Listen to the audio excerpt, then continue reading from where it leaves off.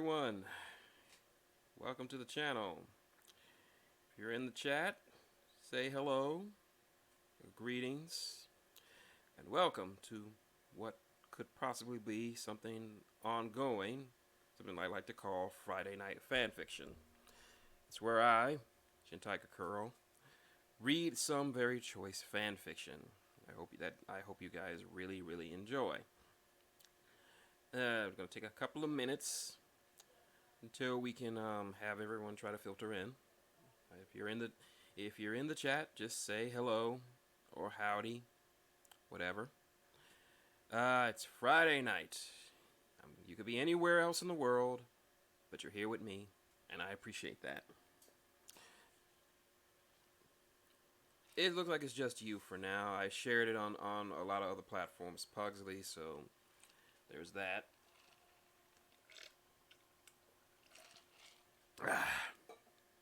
Sorry, sorry for sorry for the lateness of the stream. My dad came in with the groceries and had to help him put the food up, and also he brought dinner. It was a nice, delicious KFC box of grilled chicken, some mashed potatoes, um, biscuit, and of course cookies, because you know how I am with cookies. Delicious chocolate chip cookies. All right. I think I got the idea for this because for some reason, oh, it's not gonna get mad at you, Pugsley. Just you actually help the stream out, so if possible, just better yet, just share the stream if you can. Just share the link in your Twitter. I know you don't have that many Twitter followers. I don't have that many Twitter followers, so but every little bit helps. Uh, Normally around this time, I don't expect a lot of people because normally around this time, nah, it'll tell me if you're spamming, so that's okay. So, all right. Hey, every little bit helps, Pugsley. Just every little bit. Okay. All right. Now, as per, so I'm just trying to figure out how I'm gonna structure this. I'm a big proponent of fan fiction, particularly good fan fiction. I think, despite the reputation that fan fiction gets, there's actually a lot of good fan fiction out there. You just have to really sift through it and find the diamonds in the rough amidst the sea of shit.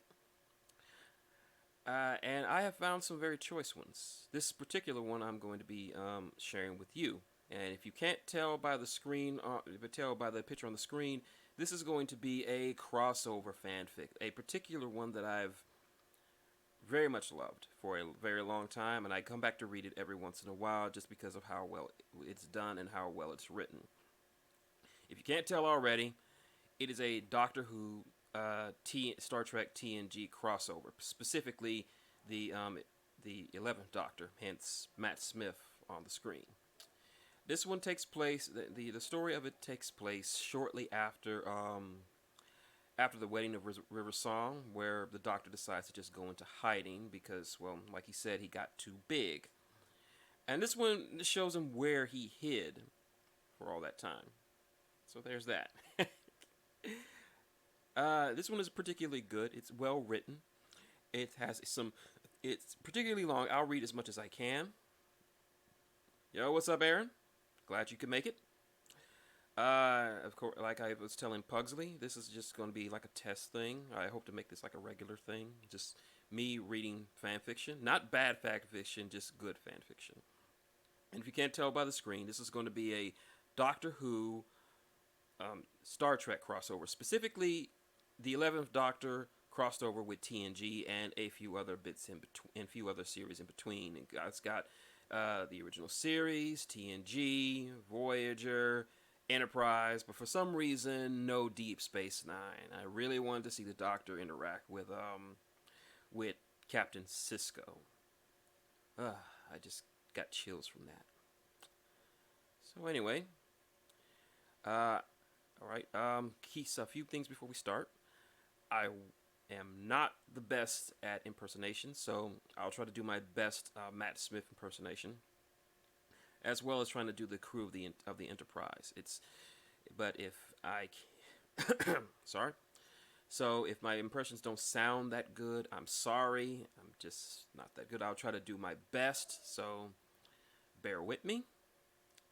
All right. So looks like we got our people in there. Settle in. Get something to drink. Get something to snack on.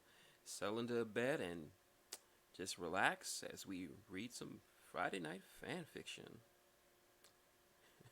We shall see, Pugsley. All right. And the name of this fanfic is A Captain and a Madman by Raziel, Lord of Squirrels. And I will probably put a link in the description after I'm done recording this. Description. When a strange blue box appears in the middle of Federation territory, motionless and without power, it's up to the crew of the Enterprise D to determine who is its strange occupant, and if he's friend or foe. Even as that very madman wonders just what kind of reality he's found himself in, and if he really wants to find his way back. All right, guys, is everybody ready? Are you guys ready to all right, sit yourselves in, strap yourselves in. Here we go. Captain and a Madman, Chapter 1, TNG 1.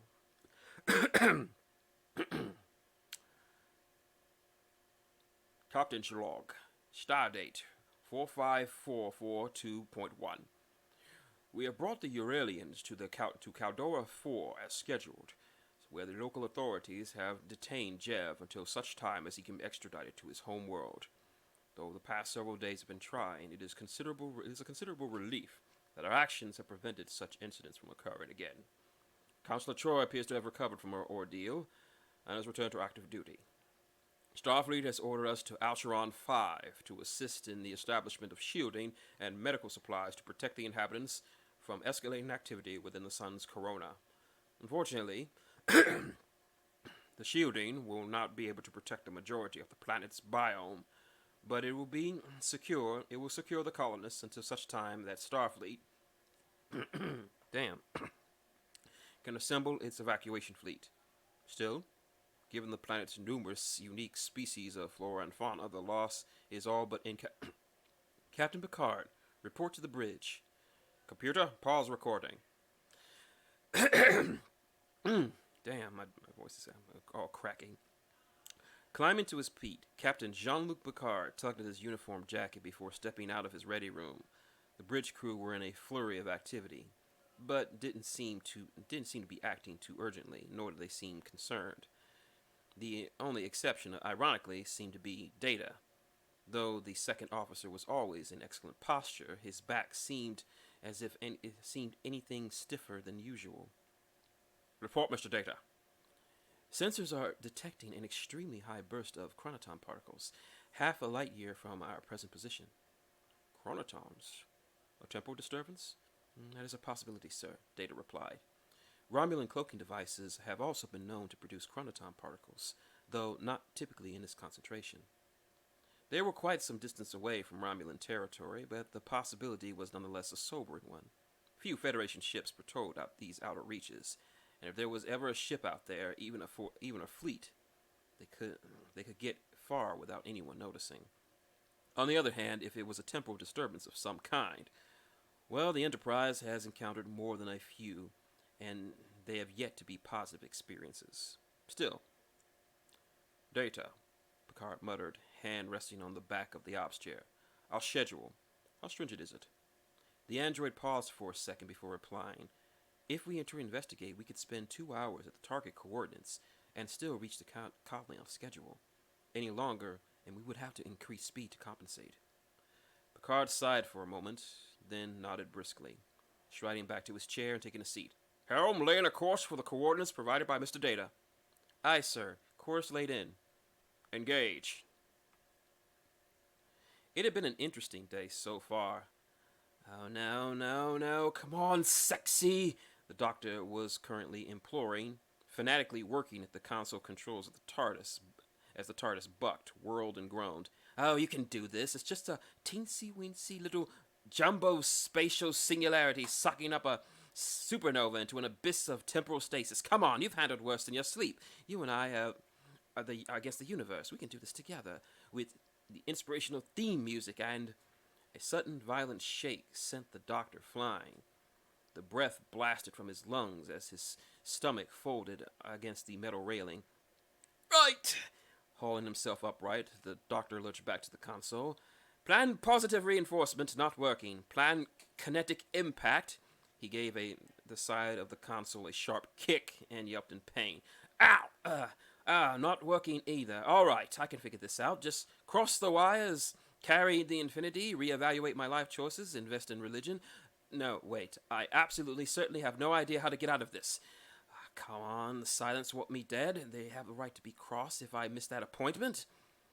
He gave the console another swift kick, and the TARDIS gave a long, low groan in response, as if every molecule in its structure had groaned at once. One last Titan shake sent the doctor tumbling head over heels, leaving him folded in a mess of limbs against one of the railings. And then suddenly, the turbulence stopped. The control room settling into a far more comfortable tremble of regular travel. Still sprawled on the floor, the doctor gave a low, bruised chuckle. Take that! Take that, unbeatable quantum oblivion! Rolling over, the doctor hauled himself to his feet, chuckling as he brushed his arms of his jacket. But the chuckle died as he saw a single purple light shining on the console. "Well, that's not good. That light's never been on before. What is that light?" Tongue flicking across his lips, he gave a lever an experimental flip, nearly stumbling to one side as the control room gave a hard shake. The steady grinding of the time rotor began to fade. "Oh, that's really not good. Oh! The monitor began to flicker and blink with numerous symbols, flashing white neon triangles, and subsequent green strobing twos. That's very, very not welcome. Really, no idea what that means." It was around then that the grinding of the time rotor faded all away together, the cloister bell announcing his arrival. Then, a split second later, the lights flickered out, every single one, plunging the control room into pitch darkness.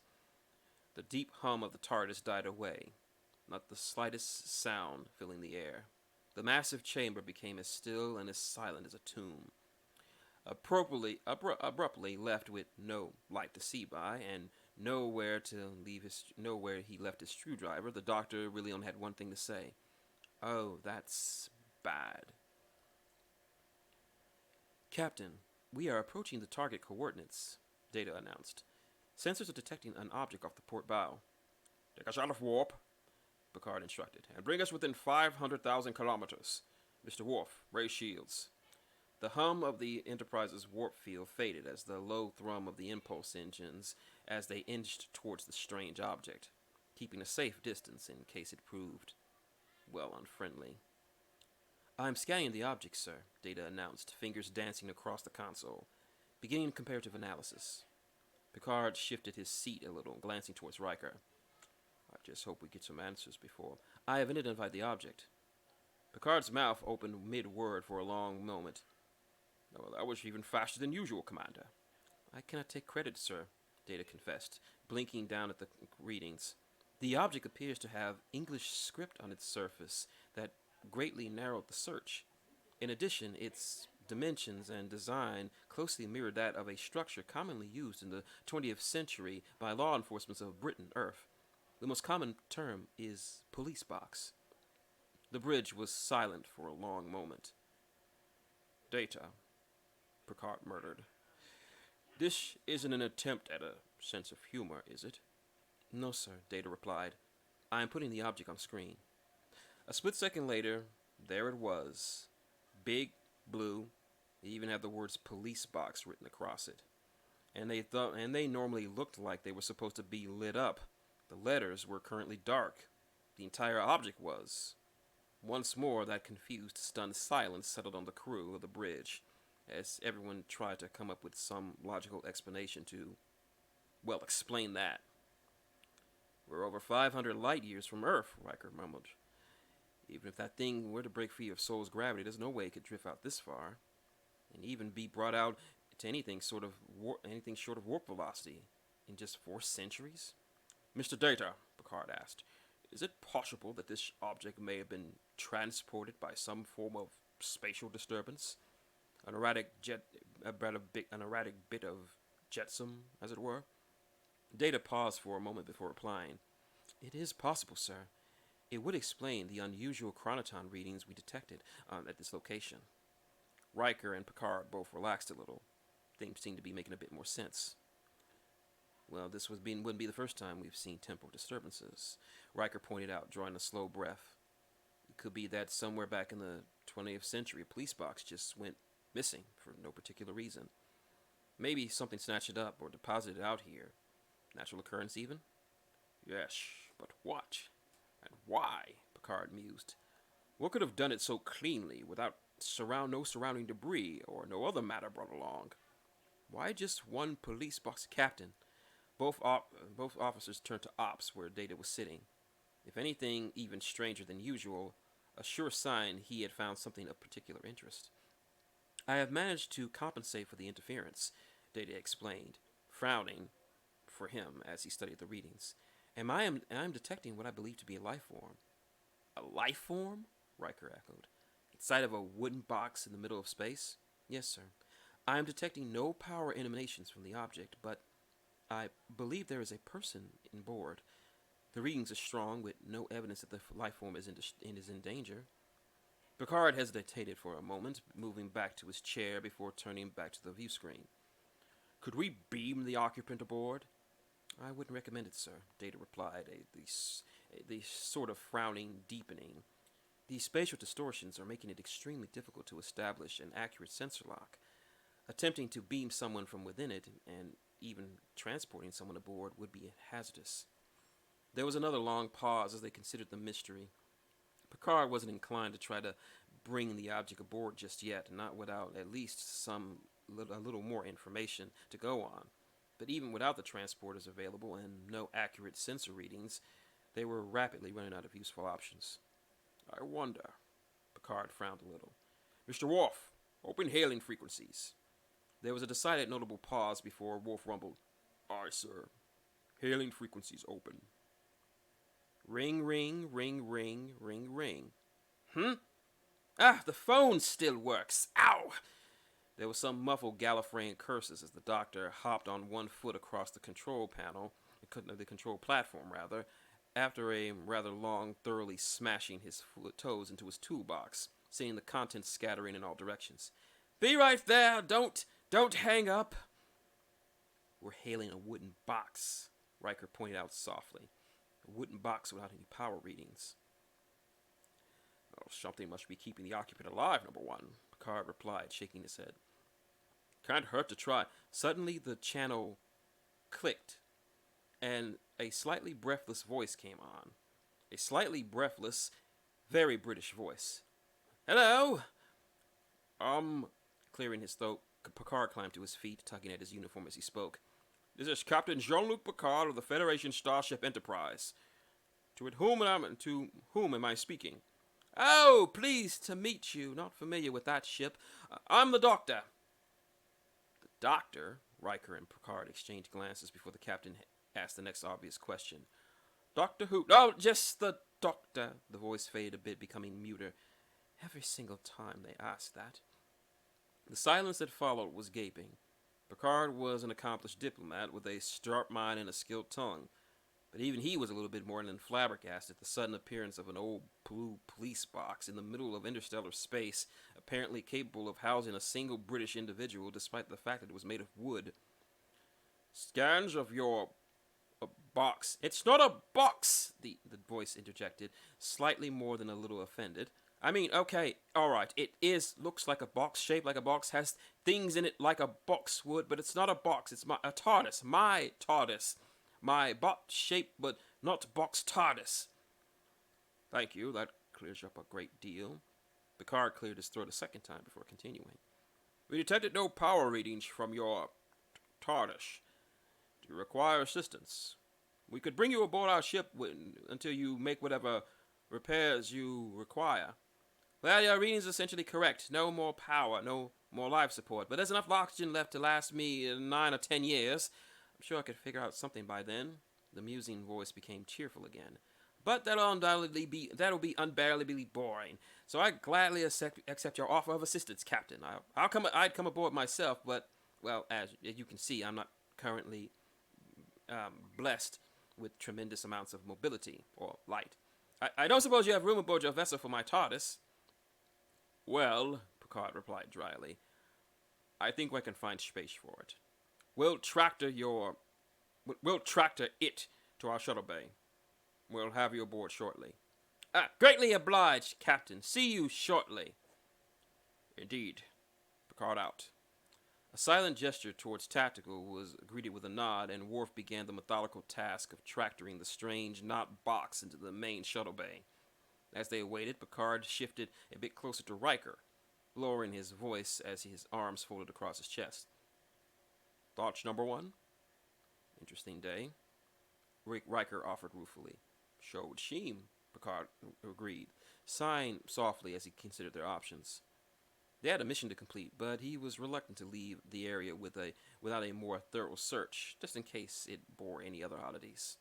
Ideally, something that could shed some light on what was happening. Begin a full sensor sweep of the area. See if anything else is drifting out there. If we don't find anything within the vicinity, resume our course to Alteron 5. Aye, sir. Mr. Data, Mr. Worf, Counselor, with me, Picard announced, and the trio fell in a step behind him as he moved to the turbolift. Time to greet our new guest. Commander, you have the bridge. As Sensor suggested, I am detecting a life form within the structure, Data said, eyes fitting along the tricorder's display. However, the readings are extremely erratic. I am unable to offer an information as to the interior, only that its outer shell appears to be wood. They had assembled in the shuttle bay only a few moments ago with a pair of security personnel posted just outside inside the doors. Worf was the only other one armed, however, and despite his request, Picard told him to keep it holstered.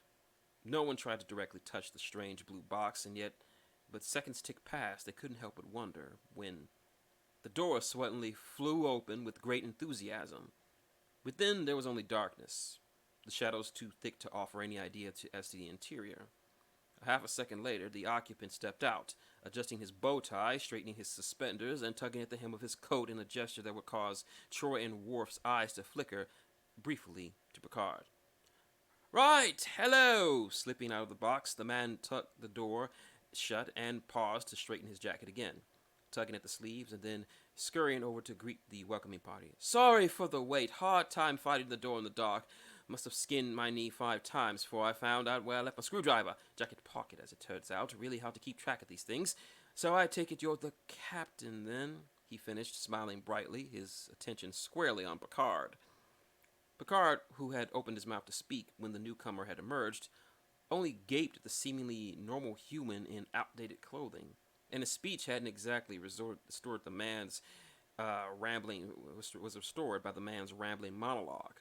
Still, when the man finally stopped talking, Picard found enough inner equilibrium to reply. I'm Captain Picard, he replied cautiously, half turning to gesture to the others. May I introduce my Chief of Security, Lieutenant Worf, my second officer, Lieutenant Data, and ship's counselor, Deanna Troy. The man's attention wandered from the captain, not towards the other 3 occupants, as he hardly afforded them a glance, but instead to the shuttle bay itself, his brow furrowing at obvious interest. Pleasure, right, pleasure. Wonderful architecture. Very roomy here. Can't quite put my finger on the design. Handshakes were administered, first to Picard, then to Troy. When he reached Data, however, he paused, frowning a little as he squinted at the android. Odd, curious eyes. Lifting the android's clasped hand in mid-shake, he gave it an experimental sniff and then brightened. Various tripolymer composites, multiblendium cobalt alloys. Releasing his hand, he licked his own palm, smacking his lips before adding, bioplast sheeting, brilliant! Artificial life form. Love those. Always a nice to have a conversation with someone who understands half of what I'm saying most of the time. Pleasure to meet you. Very much so. All of you. I'm the doctor, as you probably heard. And he moved on to the last person in line, but as he clasped Warp's hand and craned his head to consider the scowling security chief, he paused.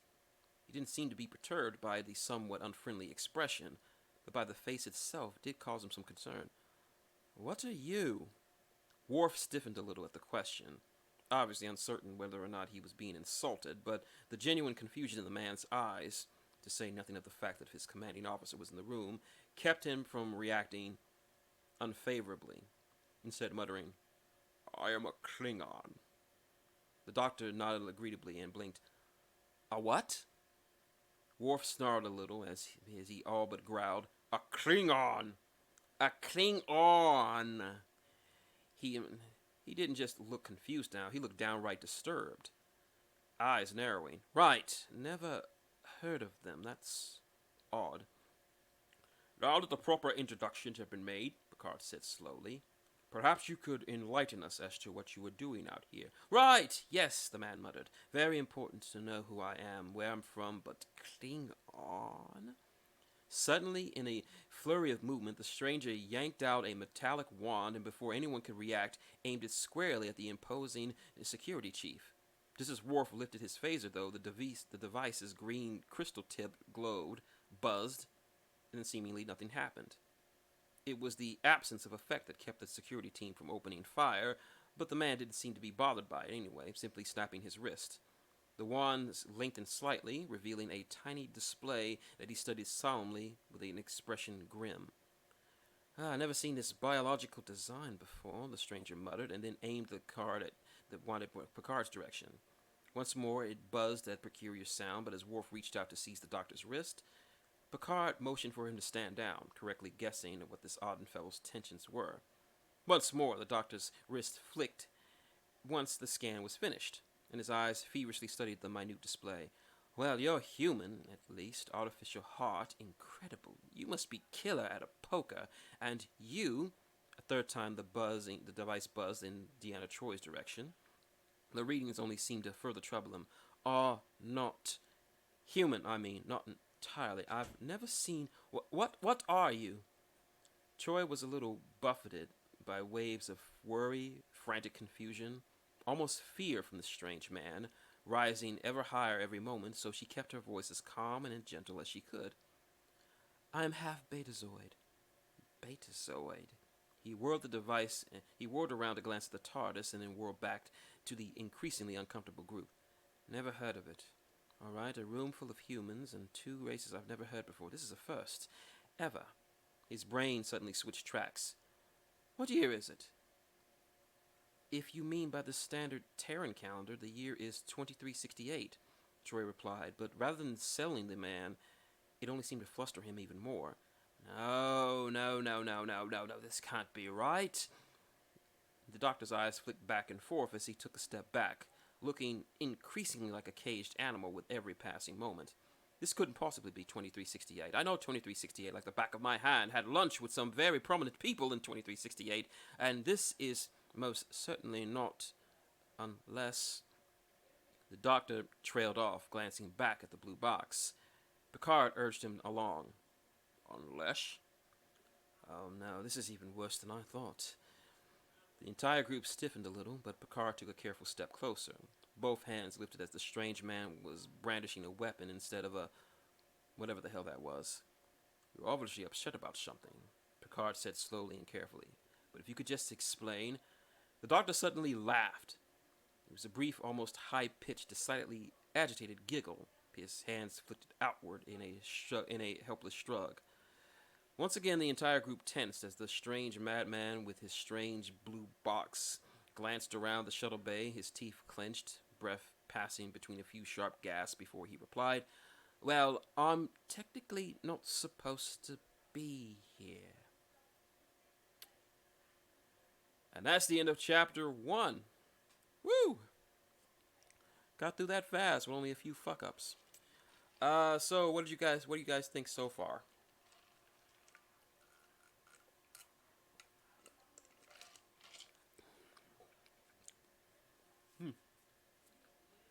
right. The Doctor finds himself in the Star Trek universe, and he is clearly not half bad so far. Thank you, Aaron. It's going to get more interesting from here. Uh, I can't do Riker to save my life. He's just too damn suave. I'm sorry. War. Oh, volume was a little low on your end. Well, all right, hold on. Well, it's all the way up on my end, so my mic is right next to my face, so I don't know how I can make it any louder, but I'll try to. I'll see if I can make things. Okay. All right, time to move on to chapter 2. And if you hear some yelling in the background, that's my mother complaining about something or other. All right, chapter 2. Things progressed quickly from the initial meeting, as the initially hysterical doctor had been escorted from the shuttle bay. With each moment that passed, he seemed increasingly agitated. Not outwardly loud or violent, but growing tenser by each moment. He all but oogled a Vulcan crew member he passed on the way, and when an Andorian had been spotted vanishing down a side corridor, the strange man actually jogged off after him in pursuit. Still, he managed to make his way to the sick bay for a quick examination, mostly to ensure that he wasn't carrying any pathogens. Only, from the way the Dr. Crusher had turned several shades paler than the readings on her tricorder, clearly things were not going to be as simple as that. Crusher hadn't let her own shock or unease leak into her bedside manner. However, had been nothing short of courteous, and every bit as soothing as Troy was trying to be. And sure enough, the strange visitor seemed to relax bit by bit with each passing moment, until he showed no signs of prior distress. Unfortunately, it was replaced with a sense of curiosity so strong it bordered on attention deficit disorder, which is why when Jean-Luc Picard sat behind his desk in his ready room, less than half an hour after the stranger's arrival, the doctor was not sitting across from him. No, instead, the ancient, incredibly wise, and unmeasurably dangerous Time Lord was kneeling on the floor, peering around the ready room couch. I must say, Picard finally calmed him down. You seem far more more relaxed than you were a short time ago. Yes, well, the doctor replied, hopping back to his feet, head craned upwards as he peered at the ceiling with great fascination. Situations like this, there's a 50-50 chance the universe was about to implode, but it doesn't look like that's going to happen anytime soon, so I feel much better now. Picard wasn't sure what to say about that, but something about the way the man wandered about with no apparent regard for his host was starting to grate on his nerves. Just a little, though. It also seemed irritatingly familiar. You must understand, Doctor, that your appearance here is highly irregular, almost contradictory. Settling in his chair, Picard tried to look relaxed. Difficult given his guest had opted to instead pace back and forth across the room like an overexcited child. You entered this sector in a vessel that, by all appearances and readings, is a relic from Earth's past, not even space-worthy, with clothes that are similar to note of an older time period. You speak our language flawlessly, and even possess a regional accent common to Britain. My chief medical officer informs me that you're unlike any being we've encountered thus far, and that device you use to scan us blocks even the most detailed scans of its interior. The doctor smiled a little at that, slim shoulders shifting in brief shrug as he replied, well, it's not always inclined to give up its innards. As for the accent, Captain, isn't Jean-Luc Picard supposed to be French? Touché, Picard replied, leaning forward a little and lacing his fingers together as he tried not to let the offhand comment irritate him. Nonetheless, we know that your arrival is heralded by a sudden increase in chronoton particle emissions. It would suggest time travel, which I must ask, are you from our past or our future? I'm from the past. The doctor paused before adding distinctly, well, no, actually I'm from the future. Well, time I came from, I was in the future, originally from the past, visiting the future, or it might have been the other way around, but technically I'm from an alternate timeline. I suppose the answer would be neither, leaning towards the former, but more to the latter, if one must absolutely lean. Trailing off for a moment, he gave the couch a gentle tap, with his foot and then spun on his feet. But that's not important in the grand scheme of things. Oh, Picard replied, sounding increasingly displeased by the moment. I disagree. You're entitled, came the chipper reply, even as the Time Lord began to pace again, the words trembling further and faster. But the vital question is, why am I here? I wish I could have the answer for that one, Captain, but I just can't. I didn't mean to come here. I'm not sure how I could if I tried. Delighted to be here, mind you, but the doing of it is troubling. Oh, what a lovely aquarium! Ah, lionfish, no? Yes, it's troubling. Why is it troubling? Well, because naturally there are difficulties with. Once again, the doctor's attention wandered, this time towards a gleaming model of an older, bulkier ship. Oh, this is a very nice model. Is this your ship? A previous generation of this ship, Picard replied, his patience wearing thinner by the moment with each interruption. Why is your arrival here troubling? Well, last time I ended up in a parallel universe. The Cybermen were trying to take it over. The doctor mused, picking up a heavy book off the captain's desk and brightly considering as he saw the title.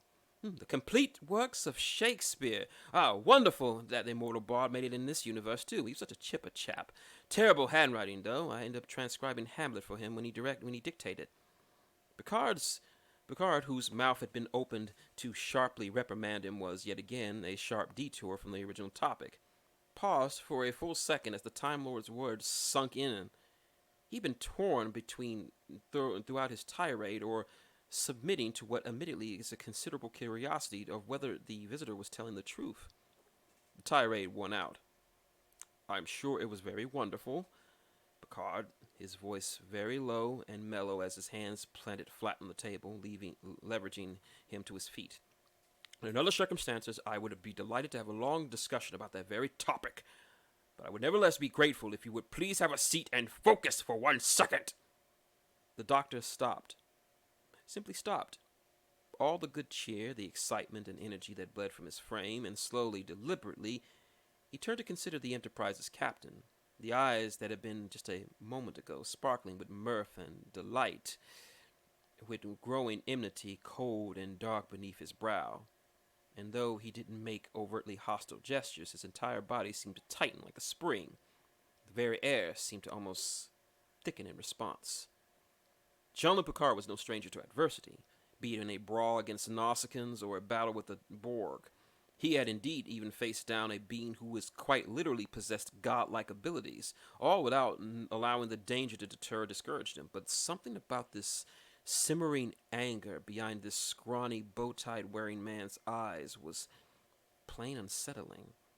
And the captain was had the most unusual instinct to shrink back and hide beneath his desk. But he hadn't given in to that urge. He'll be damned if he backed down now, and so Picard's eyes only hardened as he met the Time Lord's gaze for a long, silent moment. Both of them unmoving, unspeaking, unwavering. In the end, it was the Time Lord who gave ground. The tension gradually bled out of the doctor's posture, the cold anger in his eyes replaced with a bit of embarrassment. You must understand, the doctor explained, a bit chagrined as he fiddled with his tie for a moment, finally sinking down to the chair that he had been offered. This is all very new, brand new, in fact, and for someone accustomed to same old each and every decade, it's very exciting for me. I have no idea where I am, no idea who you are, not the slightest clue of what that large, rigid, somewhat irritable fellow who accompanies us is. I have so many questions, millions. I don't even know what to ask first, and I haven't had the feeling since I was very, very young. I suppose it means I'm regressing. Just a little bit. I apologize, Captain. Picard sank back into his seat a moment later, and the guest seemed to have restrained himself. His own irritation seemed to fade. His expression softened a little. I understand this is disorientating. Likely, even more so for you than us, but for the safety of my ship and the crew, I demand I try to get to the bottom of this matter. The doctor's lips quirked upward just a little. I can respect that. Right! He straightened up in his seat. The doctor held both hands, making thoroughly unhelpful gestures as he spoke. There are alternate universes where events played out differently from one to the other. Some are simple enough, One battle won, lost, altered the broad strokes such as a planet's allegiance, or leave many of the details such as the people who live on it same. Others, however, are far more removed from the others, whereas only the faintest similarities survive. A race here, a planet there, but far more like that is different than alike. Most individuals exist in one universe, do not exist in the other, completely changing the face of reality. Now, travel to alternate universes of any kind is by itself very difficult, falling just between the realm of theoretical impossibility, but travel to far more alien universes, the difficulty and power required increase exponentially. Just as it would be far more difficult to reach the Andromeda Galaxy than it would to be Earth's moon. Earth still has a moon, right? Yes, it does, Picard replied dryly. Wonderful! Love that big, beautiful ball! Sailing back into his chair, the doctor's slim shoulders shifted to a bit of a shrug. In any case, I originate from a parallel universe. One vastly different, I think, from this one, though that is admittedly just a working theory. As I know very little about the specifics of this reality, my TARDIS was caught in the gravitational field of some super singularity. Think 12 black holes dancing to Charleston after a night of binge drinking, if that helps. Though it's nothing like that, and it's in trying to pull it out of it, I might have, well, punched through it instead. Picard stopped nodding along towards the end of the explanation, and by the time the doctor was finished, he was just staring. Why precisely were you so close to a super singularity? Oh, I was trying to surf it, came the casual reply, without a trace of smug pride to be found. Would have been the first in all of history to manage to do so, too, in one piece anyway. Picard considered the explanation for several long moments before giving a sharp, simple nod. Very well, if I'm to take this story as genuine, and I will confess it seems all too bizarre to be a difficult fabrication, then the most obvious question is, why are you simply drifting out here if your craft was capable of spaceflight, let alone flying through such adverse conditions? Out of fuel. Sort of. The doctor paused, hesitated, and then sighed, coming clean. The TARDIS is powered by, for all intents and purposes, the universe itself, drawn on the time vortex. Don't ask, take decades to explain, he added when Picard opened his mouth to begin. But my TARDIS is calibrated for my universe. It's not that there's no power available here, it's just that the TARDIS isn't built to draw on it. Picard was silent for another good long moment as he chewed over the semi-helpful, semi-cryptic response. He was clearly considering whether he should ask what a time vortex was, but anything that had to do with time was generally, he learned, to be avoided on principle. So instead, he went a more constructive and far simpler question. Can your TARDIS be modified for our universe? The doctor started to shake his head, paused, considering the room, the captain's terminal, even squinting at the communicator on his chest. Well, you're significantly more advanced than the humans in the last alternate universe I was stranded in, Doctor mused, chewing on the tip of his thumb in thought. While there is an alternate means of power in the TARDIS, it's something that I'd rather not do unless absolutely necessary. Given the greater degree of separation between our universes, I'm certain that even if I had enough to return to my reality, still, I may be able to jury-rig something to draw power from this universe. But I need some time to think. Picard waited to see if the Time Lord had anything else to say, but the doctor seemed thoroughly wrapped up in his own thoughts now, eyes narrowed and fingers twitching restlessly. The moments stretched into minutes, and still the strange visitor didn't speak, which, considering his previous jubilant behavior, was almost unsettling to behold. In the meantime, Picard said finally, inadvertently causing the doctor to jump slightly, we can offer you accommodations aboard the Enterprise as our guest. And if it's answers you seek, then we will provide you with a library terminal that would have access to historical and anthropological archives on your stay. Enough to give you firm footing, at the very least. The doctor was about to refuse the initial offer, initially lifting to wave it off, but the mere mention of the library access, he perked up. A lot. I'd be delighted to accept, Captain, he announced, leaping to his feet, then pausing, half sitting, then straightened up a little until he was all but perched on the chair, clearly all but straining to get going. Was there anything else? His irritation aside, a small smile nevertheless fitted over Picard's lips. Where moments before he had seen a silent, wrathful figure, now to all appearances he was facing a schoolboy wanting to be excused from class. Still, there were too many concerns to completely erase the lines of worry on his brow, and even as he tapped his communicator, he was already outlining the staff meeting that he'd be holding very, very soon. Mr. Data, report to my ready room. These quarters are equipped with full laboratory facilities, Data explained only a handful of minutes later, even as their newest guest admired his quarters. As requested, a terminal has been provided for you that will grant you access to Federation historical and cultural databases. It should be noted, however, that any sensitive information is restricted. The terminal and the food replicator are both voice command enabled, so you'll be able to make your requests to the computer. Marvelous, absolutely marvelous, the doctor all but cooed, craning his neck as he peered about the broad windows of the far wall. He could see the graceful sweep of the Enterprise's swan neck below the viewport.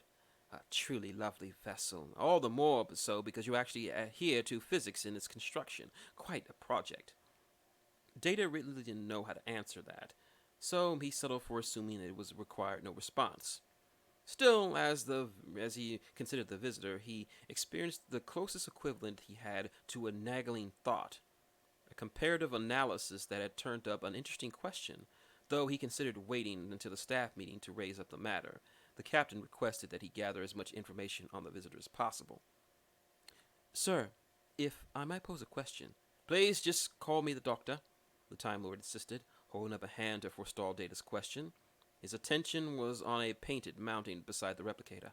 I'm far too old to be called a sir. Data's head inclined briefly and then tilted to another thought occurred. Query. In standard language interactions, it is generally considered incorrect to use the term the when directly addressing an individual. Is the use of the adjective the requirement for your species? No, excellent point. Doctor will be just fine, then, he admitted, hand waving in a vague gesture. Very well, Data agreed and immediately launched into a subject. Doctor, several papers by a variety of accomplished and well-known linguists have noticed an unexplained and common usage of the term doctor within a large number of unaffiliated and unconnected planets spread across known space. What is particularly intriguing is that they all nearly share the same meaning in each language. Oh, that's the wonderful thing about languages, the doctor replied cheerfully. They're supposed to help us understand each other, yet so frequently we fail to understand them. An interesting observation, Doctor. Data blinked and continued. Given your apparent theoretical capability of temporal and spatial travel, is it possible that you, or a universal counterpart of yourself, could have provided the linear thread linking these cultures together? It's possible, the doctor muttered, a bit of a grin crossing his face as he turned to consider the android. I'm impressed you pieced that all together so quickly. You're quite the credit to your creator. Be sort of comforting to know another doctor's running about, though I'd imagine the reunion would be awkward, though suppose not as awkward as my last 3 reunions with my temporal counterparts, to say nothing of the 2 clones. How many languages share the word in this universe, anyway? Data blinked for a moment, accessing the relevant information he had gathered. Within the 14,437 unique languages suitably known, distinct logistical assimilation through cultural interaction, 338. The doctor blinked. Just blinked. But the brief flicker of his eyes and the tightening of his jaws and the restless shift of his feet were a dead giveaway, even to Data. Is there something wrong? The android asked, head tilting. No, well, the doctor paused and then muttered, It's fewer than I expected. Is that troubling? Yes, sort of. I don't know. A brief giggle passed the doctor's lips. Never get tired of saying that. With that said, the doctor whirled away and scuttled to the nearby terminal, hunched over and giving an experimental tap with one finger. The Data stepped a little closer, eyes shifting back and forth as if reading some invisible text as he processed the admittedly confusing conversation. Curious, Data finally mused. You have said that you do not know why you have arrived here or how, and yet, rather than be concerned, you appear quite happy. Oh, I'm sure I will be concerned. Eventually, the doctor replied breezily, even though as he flopped down on the chair, bouncing slightly as if to test the cushions before leaping back to his feet. I'll always get around to it sooner or later, but right now I'm just enjoying the experience. Nothing says mystery, nothing to say nothing of this mystery. I've always enjoyed a good riddle, and a riddle is that doesn't involve immediate impending death and destruction is even better, and considerably rarer. There was a long silence, broken only by the Time Lord's idle humming, before Data spoke again, his gaze unfocused, his tone curious. I've immediately noticed a similar reaction from some of the ship's crew. His eyebrows lifted as he shook his head. At times, they appear to draw great interest, if not pleasure, from difficult situations, even if it presents an immediate obstacle for their purposes. And you don't understand why that is? The doctor asked idly, toeing the carpet. The subtleties of human emotion and behavior are quite beyond me, Data explained, but it is something that I've always wanted to aspire to. The doctor stopped dead at that, whirling around once more to consider the android. The smile was gone, his expression more pensive than anything else. Slowly he drew nearer, arms crossed over his chest as his mouth opened, and then closed, and then opened again. He seemed to be considering how to phrase what was on his mind, and by the time he decided, he was standing right in front of Data. I'll have to admit, the doctor said quietly, his expression unreadable, I haven't come across that many non-humans nowadays who share a terribly positive view on humanity. Certainly not enough to aspire to be one of them. Would it bother you much if I asked you how you hold them in such high esteem? They seem like a rather simple species, at least when I found them. Violent, petty. You strike me as more reasonable. On the contrary, Data replied, seemingly to perk up at the opportunity to discuss it. I function in such a way due to, in no small part, to the initial programming imparted by my creator. I have no negative emotions, nor egotistical self-concerns to hinder my actions, or impair my judgment. But that does not make me better. Less burdened, perhaps. Although humanity's history is filled with notable incidents of violence against one another, there are also numerous instances where they have sought to elevate themselves beyond base instinct, beyond their programming. The existence of the Federation is a testament to that effect, and it is that ability to overcome that I seek to obtain. A slow, delighted grin crossed the doctor's face, replacing the somber frown entirely. Stepping closer, he reached out and clasped a hand on Data's shoulder, a low, knowing chuckle pressing his lips. For just a moment, he seemed less the excited child and more the wise, approving grandfather. Mr. Data, he announced quite proud. For someone who claims to find the subtleties of humanity beyond him, I don't think I've ever met someone who has phrased them quite as well. I think you'll manage just fine, and you won't need to be human to do it either. Data considered it for a moment and gave a brief nod. Thank you, Doctor. Will there be anything else? No, I think I'm going to be all right. Pulling away, the doctor's hands folded behind his back as he considered the room.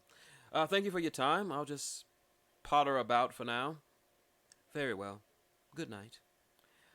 Once the doors hissed shut, the doctor took a long, slow breath, his shoulders rising and then slumping as the manic smile faded from his face. Drawing a hand across his jaw, his eyes fitted from side to side, considering the silent room as he, for several minutes, as much as he didn't want to admit it, the concern was indeed starting to set in. Still, it took him very little time to realize that there wasn't much good in worrying about things right now. Not until he knew more about what was going on. So, in the spirit of, keeping up his spirits, he meandered over to the wall-mounted replicator unit, considered the control scheme for a moment. Replicator! Pausing about the affirmative beat, the doctor's brows lifted for a moment, and he shrugged, frowning at the thought, and then announced grandiosely, "Give me fish fingers." There is no culinary files available featuring aquatic canine species possessing digits. Please specify request. We're not going to get along, you and I. And that's it for chapter 2.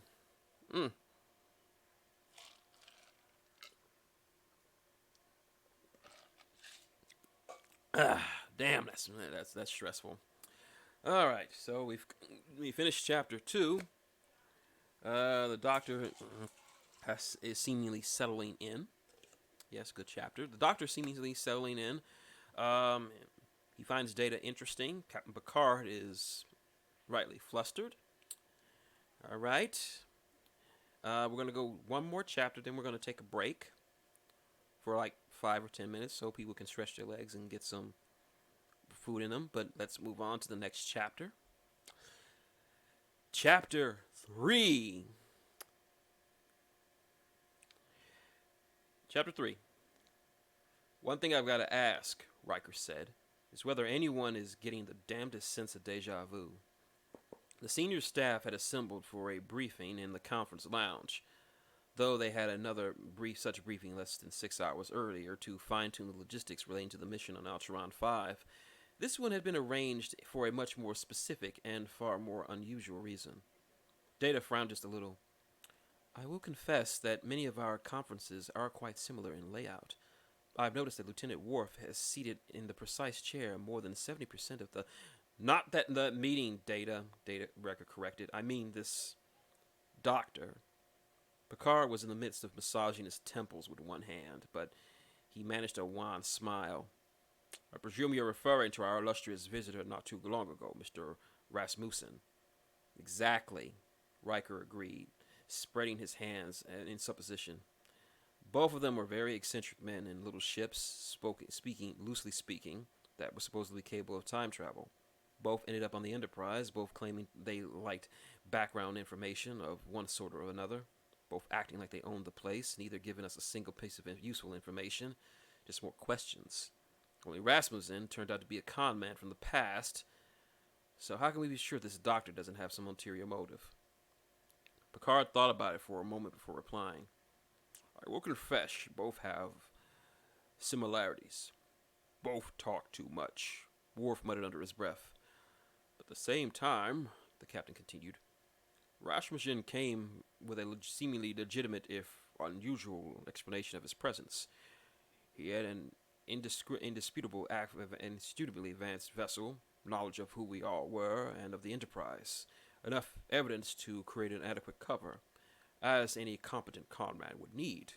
This doctor, on the other hand, has a story, an origin, a very mythological in style that all seem to scream impossibility. It's almost as if he stepped from a children's bedtime story. A madman with a magic box. If someone wished to deceive us, there's certainly more reasonable ways to go about it. There is another possibility, Worf rumbled. Q. The thought had occurred to me, Mr. Worf, Picard admitted. Actually, the thought occurs to me whenever anything unusual happens, but it's unlike Q to work behind the scenes like this. He likes to usually flaunt his actions, proudly proclaiming responsibility for them. This deception would be uncharacteristic of him. So what? Riker asked, running his hand across his jaw. We're just going to accept that we're being visited by a bow-tie-wearing time traveler in a wooden box from another dimension? I think, Picard said slowly, until we have evidence that directly contradicts his story, we have at least to take some of what he says on faith. Though we should not drop our guard just yet. Dr. Crusher, what precisely did your examination reveal? What is he? I don't know what to call him, Crusher admitted, sitting back in her chair. He seems perfectly human on the outside, but medical scans show a completely alien biology, unlike anything I've ever encountered before. 2 hearts, cerebral activity completely off the charts, a metabolism that requires very little food. There are organs and neurological structures that I can't begin to guess at. Some might even hint at a telepathic ability. Even a DNA analysis raises more questions than answering. It's almost as if his genetic code has been repeatedly torn apart and stitched back together in a different sequence, like it's littered with fragments of genomes and in a current state of flux. Even more bizarre, however, are trace amounts of radiation in his tissue. Radiation? Picard stiffened a little. Is it a danger? I don't think so, she replied, shaking her head. I ran an analysis on the energy. There isn't an exact match for it, but it did include traces of chronoton particles. They're infused into every cell of his body. Somehow. I can't even begin to guess as to the effect it would have on him or how it got there. I see. Clearing his throat, Picard turned to face his chief engineer. What have you learned about his vessel? Well, we still aren't sure if it's even a ship, Captain, LaForge added, climbing to his feet and activating the wall monitor. A wireframe schematic of the strange box appeared. Every scan we've tried running, it's just a wooden box. Not even my visor is picking up anything unusual, except for two things. First, the box is blue, but I'm not picking up any trace of paints. Nothing lead based, acrylic, anything to explain the color. It's as if the wood itself grew that shade. For that matter, the grain of wood doesn't match anything on file. It doesn't even seem to have a consistent grain, as if someone just decided wood without specifically specifying the species of tree it came from. No evidence of nails, bolts, not even adhesive. Nothing to explain what keeps it together. Second is the fact that I can't pick up any sort of emissions or trace particles to clue me in on what's inside. The door seems to have a primitive 20th century locking mechanism, but the lock. Captain, the first scan told me that there were 807 tumblers inside. The second scan told me there weren't any at all. The third one said the door wasn't even there. I don't think we'll be able to get past the lock without the key, assuming it uses a proper key. And I can't say what would happen if we tried to force our way inside. If the door is constructed of wood, Worf suggested, a phaser could cut through it without difficulty. Captain, Data interjected before Picard could reply. I would not recommend attempting to breach its hull. The spatial distortions I previously detected are still present, and I cannot predict what will occur if we would rupture the surface. Picard nodded slowly at that, hands folded on the table in front of him. He was silent for a brief moment, and then settled back into his chair, tugging at his uniform top as he came to a decision. Agreed. Besides which, our guest has shown no hostile intent as of yet. I believe breaking down his front door isn't warranted, not as things currently stand. For now, we'll keep him confined to quarters, Picard decided. At least until we have a better idea what he wants, or what he's capable of. Mr. Worf, post a constant security detail around his vessel. Have them remain alert for any activity that might suggest that he's not the sole occupant. Aye, sir, the Klingon rumbled. Counselor, we still have a little time before we reach our destination. I would like you to pay him a visit. You said earlier that his agitation was preventing you from reading him too deeply. If he's settled, I would like to see what you can learn from him. I'll do my best, Captain, Troy replied, inclining her head slightly. Excellent. Picard climbed to his feet and rest the bridge crew followed suit. The rest of you prepare for our primary objective. I want the first engineering and medical teams beamed down within moments of our arrival. First, lest anyone misinterpret, I would like to reiterate that this doctor, though certainly a mystery, has shown us no hostility, and caution aside, should therefore be treated as a guest. With good fortune, we may soon learn more about him, and if his plight is genuine, hopefully we'll be able to lend him our assistance. Dismissed. The door chimed and had the doctor jump a little, head swiveling from the door toward the door. Clearing his throat and turning to the screen deliberately towards the washroom, where it wasn't in the sight of the door, he climbed to his feet, tugged at his sleeves, and announced, Come in? The door hissed open to reveal Deanna Troi, and the shoulders of two guards who had been stationed to flank the door on the outside. Stepping inside, she waited until the door closed before she turned her full attention to the Time Lord, giving him a small, friendly smile, even as her extrasensory perceptions strained to read past the unpredictable energy that seemed to perpetually bubble to the surface of the doctor's emotions. Doctor, she greeted, head bowing. How are you feeling? Oh, much better, came the chipper reply as he gestured vaguely to the screen shifting at the center of the room. Just been catching up on my reading, as it were. Would you care to have a seat? Thank you, she replied graciously, shifting to settle onto the couch. The Time Lord chose the comfortable recliner just beside it, crossing his leg over his knee a bit awkwardly as his thin limbs sought to find some proper posture. At the end of it, he looked just like he had been stuffed into the plush cushions. There was a long full minute of silence as the doctor stared at her, clearly waiting for her to say something. But she just watched him, patiently, clearly waiting to see what he would do. So, the Time Lord shifted in his chair, lips quirking in a small smile as he realized he was actually feeling a little uncomfortable. You're the ship's counselor. Are you really the only one aboard? Yes, I am, she replied, inclining her head just once. Impressive. He paused, lips pursing, and then pointed at her, eyes narrowing dramatically. With over 1,000 people on this vessel, your schedule must be dreadfully hectic. Sometimes, she replied, smiling widely. I prefer to think of it as rewarding, or at the very least, it keeps me from growing restless. I take it you've been utilizing the ship's library? Fascinating. Truly is, the doctor replied, settling back into the plush chair. I've skimmed through your anthropological files. Didn't want to embarrass myself in front of any familiar species again, but the material is a bit dry.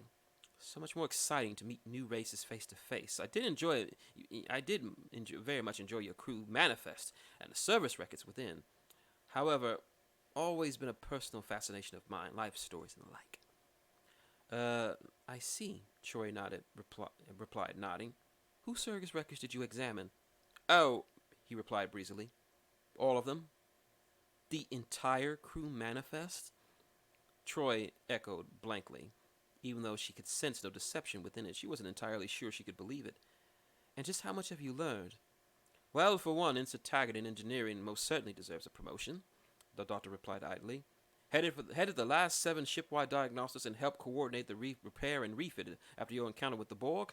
Absolutely crime she's not a lieutenant by now, no matter what discipline problems she's been reported for. I'll pass that on to Commander LaForge, Troy replied slowly. I must confess I'm more than a little impressed. Oh, my people are quick learners, always have been. In fact, I do believe someone once described me as having higher alien intelligence. He paused right after that admittedly proud statement before adding in a mumble, well, hair of an idiot too, but if you saw her style of do, you wouldn't be taking her word for it. Something about the way he suggested it suggested not embarrassment, but a certain form of fond nostalgia, and she didn't need to be empathic to realize the very mention saddened him. Are you all right? No, it's all right. The doctor smiled a little, but a very small, very old smile. They were just better times. Sensing it was perhaps a subject that would be not received well, she chose a different tact. You spoke of your people. Can you tell me about them? That proved to be a terrible mistake, as the sudden spasm of pain, guilt, and anger that roared from the doctor's psyche like wildfire at the subject all but froze the breath in her throat. Even though the Time Lord hadn't moved, hadn't spoken, hadn't even twitched, Mother Troy, the emotional barrage, felt as if he had lunged across the room to grab her by the throat. My people, the doctor replied quietly, his face seeming to age 50 years at the very mention, even as his hand awkwardly tugged at his bow tie. With all due respect, counselor, those were considerably worse times. I'd rather not discuss them. As you wish. Troy edged away in her seat a bit, as if seeking physical distance from the pain that leaked from him like pus from a boil. But as it slowly faded to a dull throb, she relaxed a little. Your arrival here was accidental, wasn't it? The doctor shook himself from his thoughts, turning his attention back to her. Oh, yes, all considered, the fact that my atoms had been scattered halfway across the galaxy is a very positive thing. Good day, so far. From what the captain has told me, the very actions that brought you here could be considered reckless, Troy pointed out, hesitating for a moment before adding, I hope you don't take offense, but in my experience, when people undertake excessive risks, they either seek to brush against death or for the thrill, or welcome it with open arms. Could either apply to you? Something flickered in his eyes at that. There, just for a moment before hidden behind his usual mischievous glimmer, she was obviously hitting far too many buttons, and she could not all but feel the emotion wall going up again, sealing his true feelings behind a shroud of enthusiasm and sparkling wit. No, I imagine death would find a way to reach me without my help, he finally replied, trying to sound as casual as he could. It reaches us all, doesn't it? It would be more accurate, I think, to say I enjoy making my mark on history. Being the first to succeed at something would certainly be a feather in my cap. Troy nodded, but didn't look convinced. Not quite. But just as she was opening her mouth for another tact, her communicator chirped. Counselor Troy, Data's voice piped through. Please report to the bridge. On my way. Getting back to her feet, she gave the doctor another smile. I'm sorry to leave so soon, but we're arriving at a destination. The Enterprise has an assignment to complete, and the captain needs all senior staff present. An assignment? The doctor asked, putting on his best charming smile as he rose to his feet. Mind if I pop up there for a bit? I do enjoy helping, and I might go natters sitting in this room all day. I was hoping to speak to your captain about the condition of my TARDIS. Troy smiled softly, but shook her head. I'm afraid the operation we're undertaking is very delicate. All non-essential personnel are being asked to remain in their quarters until it's complete. It should only take a few hours. I'd be happy to come back and resume our discussions afterwards, if you like. I would certainly inform the captain that you wish to speak with him. The doctor's smile faded a little bit, but he nonetheless bobbed his head agreeably. Of course. Thank you, counselor. By the time Troy had departed, the doctor's smile faded entirely, replaced with a small pensive frown. Non-essential, he muttered, brow quirked. Another first. At least she didn't look at the monitor. All right, he fibbed a little. Not even fibbed, just failed to mention that the crew manifest and approved anthropological database hadn't been the only information he'd been learning.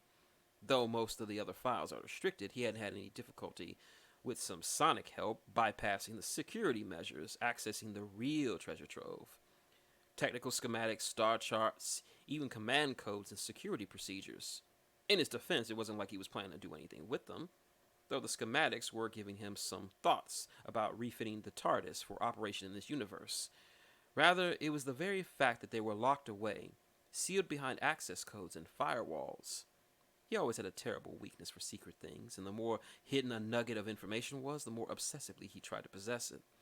Besides which, as kind as these people appeared, he has been in more than enough dangerous situations to know that an escape plan is always advisable. He was learning at a truly unprecedented pace, if only because it has been so long since there was so much to learn. But this talk of some mission nudged his curiosity. So it was just a grunt that, with a grunt, he plopped down in a chair in front of the computer monitor, kicked his feet up again, and rested them on the desk. Computer, show me all the information related to this ship's current assignment. That information is restricted to senior staff and all applicable personnel. Are we really going to have to do this every time? Rolling his eyes, he lifted his sonic screwdriver, and it buzzed, hummed, and clicked a few moments. How about now? Displaying. Thought so. Information began to flick on the screen. Files. First, the mission briefing, as well as some information on specialized personnel and equipment that had been transferred to the Enterprise during her last pit stop for its completion. He filled through it in minutes, filing everything away in his vast memory banks, and he was already getting a little bored, until he came upon the last set of files. They were the scans of the Ultron system sun, displaying the elevated heat and radiation pouring from it, along with the analysis and theory of the cause. Whoever had assembled the report had postulated that the development, though regrettable, was natural, the result of the star's self-consumption reaching a denser layer of fuel. As the Time Lord's eyes flickered from the analysis of the details of the scans, including the ones the Enterprise's own sensors that had just uploaded, he felt panic stir in his chest. Oh no. Licking his lips, the doctor raised his voice, glancing to the ceiling. Computer, put me through in touch with the bridge. Affirmative. Do it! He waited a few seconds before realizing he had just been called out on it. Hello? Doctor, we're about to begin an extremely time-sensitive operation, came the slightly irritated reply from Picard. I'm afraid that we do not have the time to discuss your vessel's care at the moment. Yes, understandable, utterly so, but if I might just have a quick word, I'm afraid we will have to wait until we're finished. Picard out! Damn! Jaw tightened, the doctor leapt to his feet, head swiveling left, then right, and he started to pace back and forth across the room, muttering under his breath, fingers twirling his sonic screwdriver.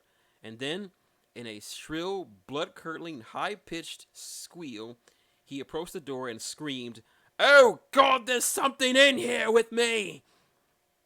The pair of guards went through the door in a flash, phasers out, eyes swivelingly alert around the room. So alertly, in fact, that they completely failed to realize the Time Lord had pressed himself against the wall just inside the doorway. The moment they stepped in, he slipped out, hand slipping the door control to shut it. Out popped his sonic screwdriver, a quick pass over the control panel to ensure the guards would have a bugger of a time getting out again. Still, it wasn't going to keep them from using their little communicators to seek reinforcements, so the doctor was off like a flash, backtracking the path Data had originally led him until he found the turbolift he had written to this deck. Stepping inside, he tucked the screwdriver into his pocket, tugging at his collar as he tried to plan how he was going to get his point across the most urgently. "Take me to the bridge!" "Captain, I sense great sadness from him," Troy confided, a mere moment after the doc's communique had interrupted their discussion. Seated on the bridge, the remainder of the crew were busy at work, beaming personnel and material down to the surface of Altron's colony. Its buried beneath deep layers of mania and determination, as if he's simply trying to ignore the feelings, but they're there. When I spoke to him of death, I sensed genuine fear at the concept. Not simply unease at the idea of dying, but the dread of the very mention. It could mean he considers himself in some form of mortal danger. "From us or from someone else?" Picard asked, brow furrowing.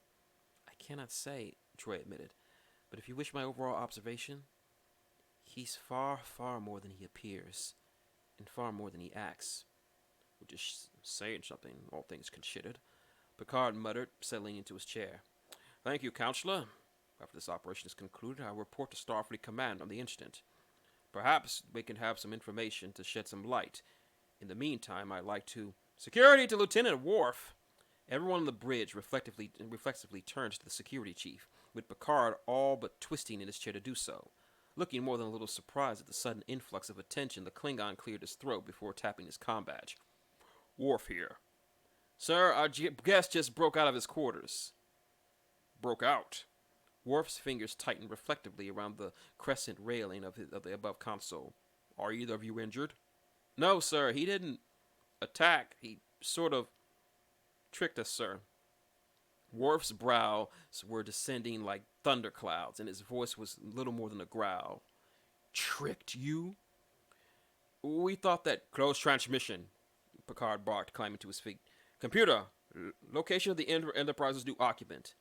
"Most recent occupant is in Turbolift 12C, the computer reported primly.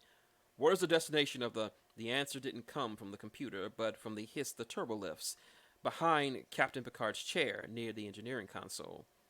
Out burst the frantic, fidgety Time Lord, bow tie askew, eyes very wide, fitting about before locking on the very, very angry Picard. "Captain," he announced, starting to make his way down the ramp, "it's vital that I speak with you."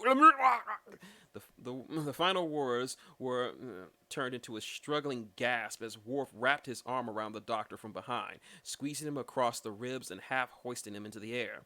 The Time Lord proved considerably more heavier than expected, however, and his feet slowly sank back to the solid footing. No matter how sharply he wriggled, he just couldn't break free. "Doctor, this is highly outrageous," Picard snapped. "I thought we told you we discussed this matter after the conclusion of our assignment. Mr. Worf, take him back to his quarters. Seal him in there if you have to." "You're making a very ludicrous mistake," the doctor protested, heels digging into the carpet as Worf boldly dragged him towards the turbolift. The Klingon's lips were drawn back into a snarl because, though he wouldn't admit it to anyone else, this half-starved-looking stick of a man was quite stronger than he appeared. Picard had already turned away, in the meantime determined to ignore the gibbering intruder, but the man's next words stopped him dead in his tracks. "And it's going to get every colonist on that planet killed." And that's it for Chapter 3.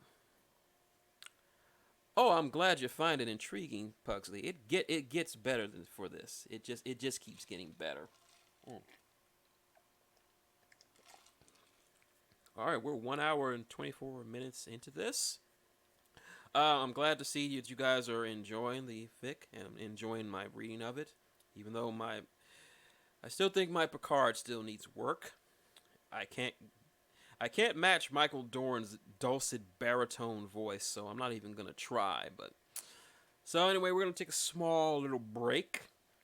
You guys can get up, get something to eat, get something to drink, and we'll just cut back to it. We'll be take a small 10-minute break, and we'll jump right back into it. So, uh, be right back, guys.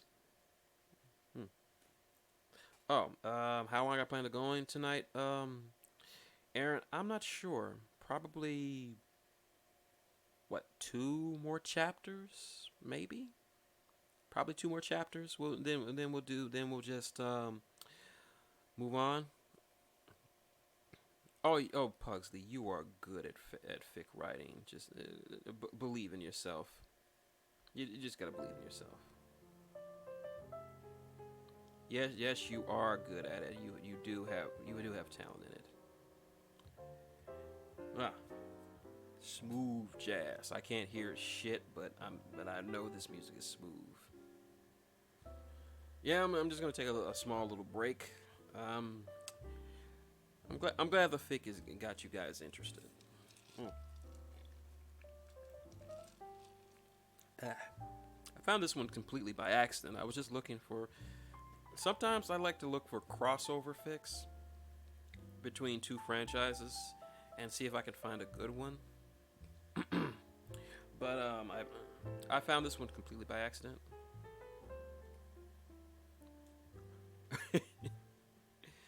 You mean All Night Long by by Lionel Richie? All night long, all night. Yep. Oh man. Give me a few minutes. I'm gonna give me some peppermint from my throat. Be right back.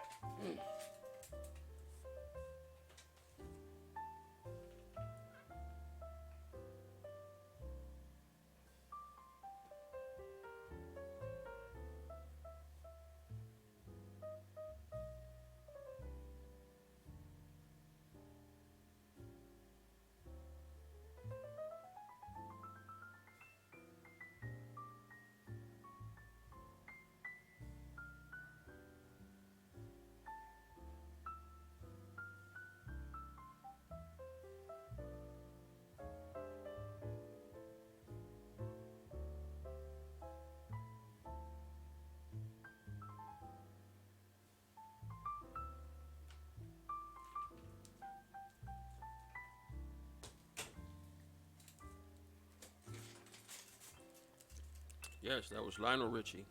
Mm. I, I don't know. I'm old school like that, so I know all about Lionel Richie.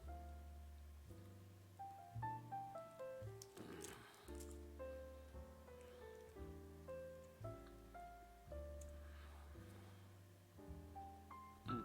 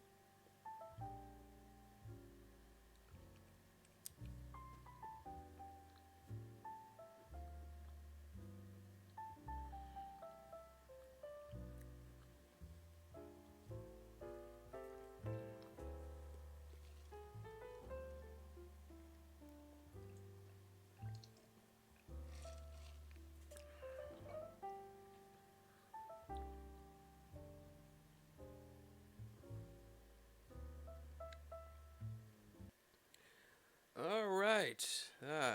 Short break. Um. Oh, drink. Oh, that sounds tasty, Pugsley. All right.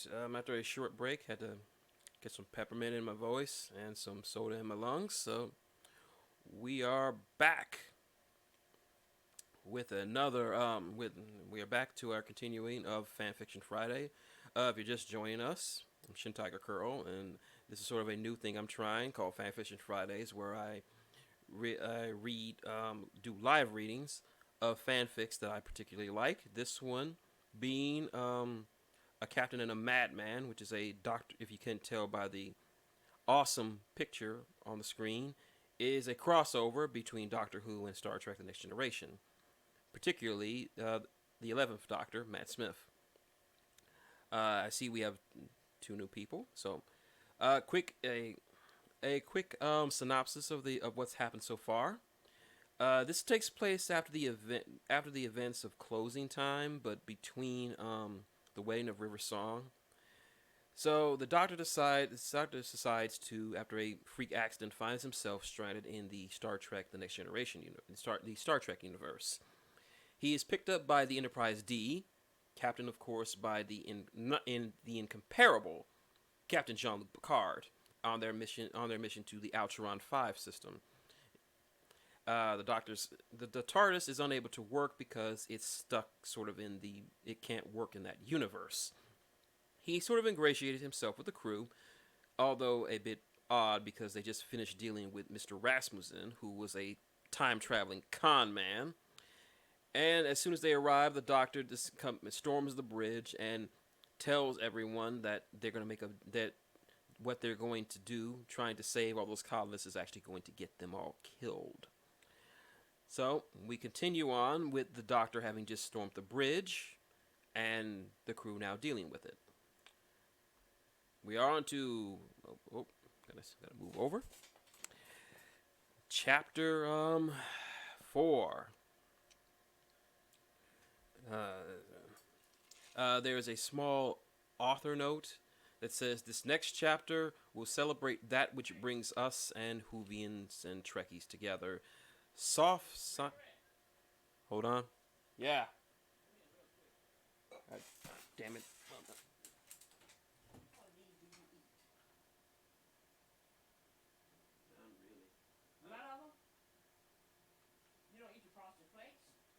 I do, but I don't eat the apple jacks. I'll just tell you that.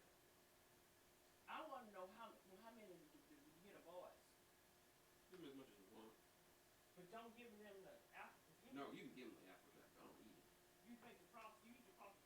Yeah. Yeah. I don't know. Oh. Sorry about that. All right, as I was saying, let's resume our story. Worf, release him. As the Cleon's arm fell away, the Doctor tumbled rather unceremoniously to the floor in a heap, but was on his feet in a flash, straightening his jacket and trying to catch his breath. Lifting his brow, simmering with anger, Picard's arms crossed his chest as he gestured for the Doctor to continue. Your plan, the Doctor planted, to help the colonists compensate for the higher levels of radiation emitted from the sun, it's going to end horrific, all-encompassing destruction for every life down there. How would you know about our mission down here? Picard asked slowly, eyes narrowing as he glanced towards Troy, but she shook her head, denying that she shared any details. Because, the Doctor replied, exasperated, I overrode your security measures and extracted the information from your computer core.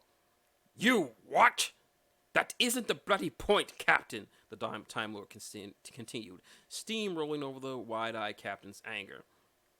I know what you think you're doing here, and I know you have the best intentions, but I studied all the data you've assembled, and the sun's going wibbly, almost to the point of going wobbly.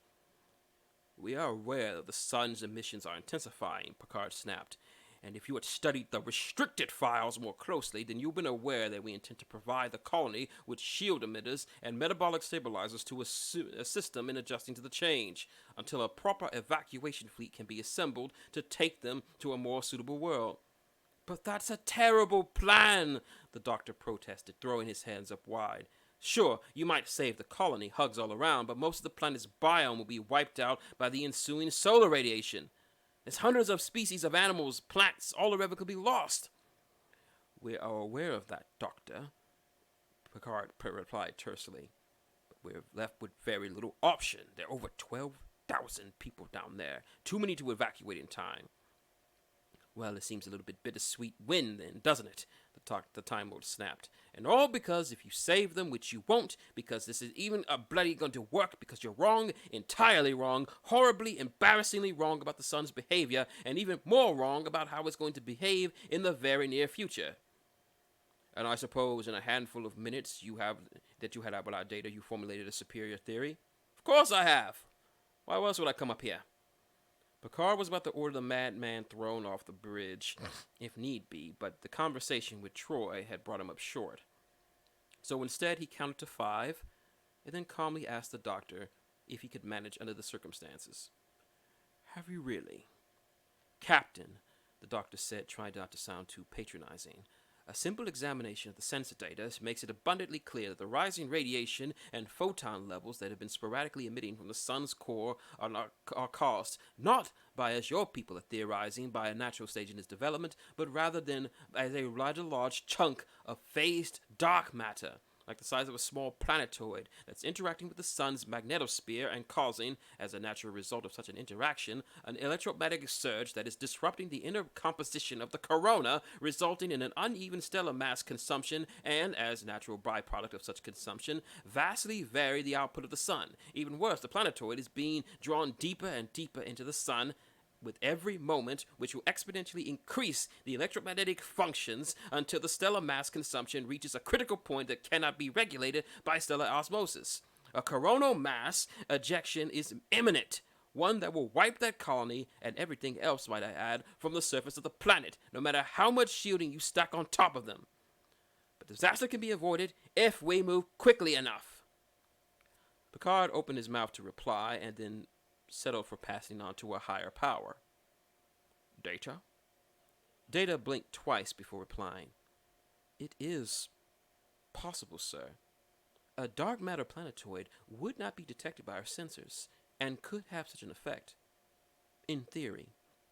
More than just theory, Data. That's the real done deal, the doctor chirped, then started flickering his fingers as if he were mentally tallying something in his head.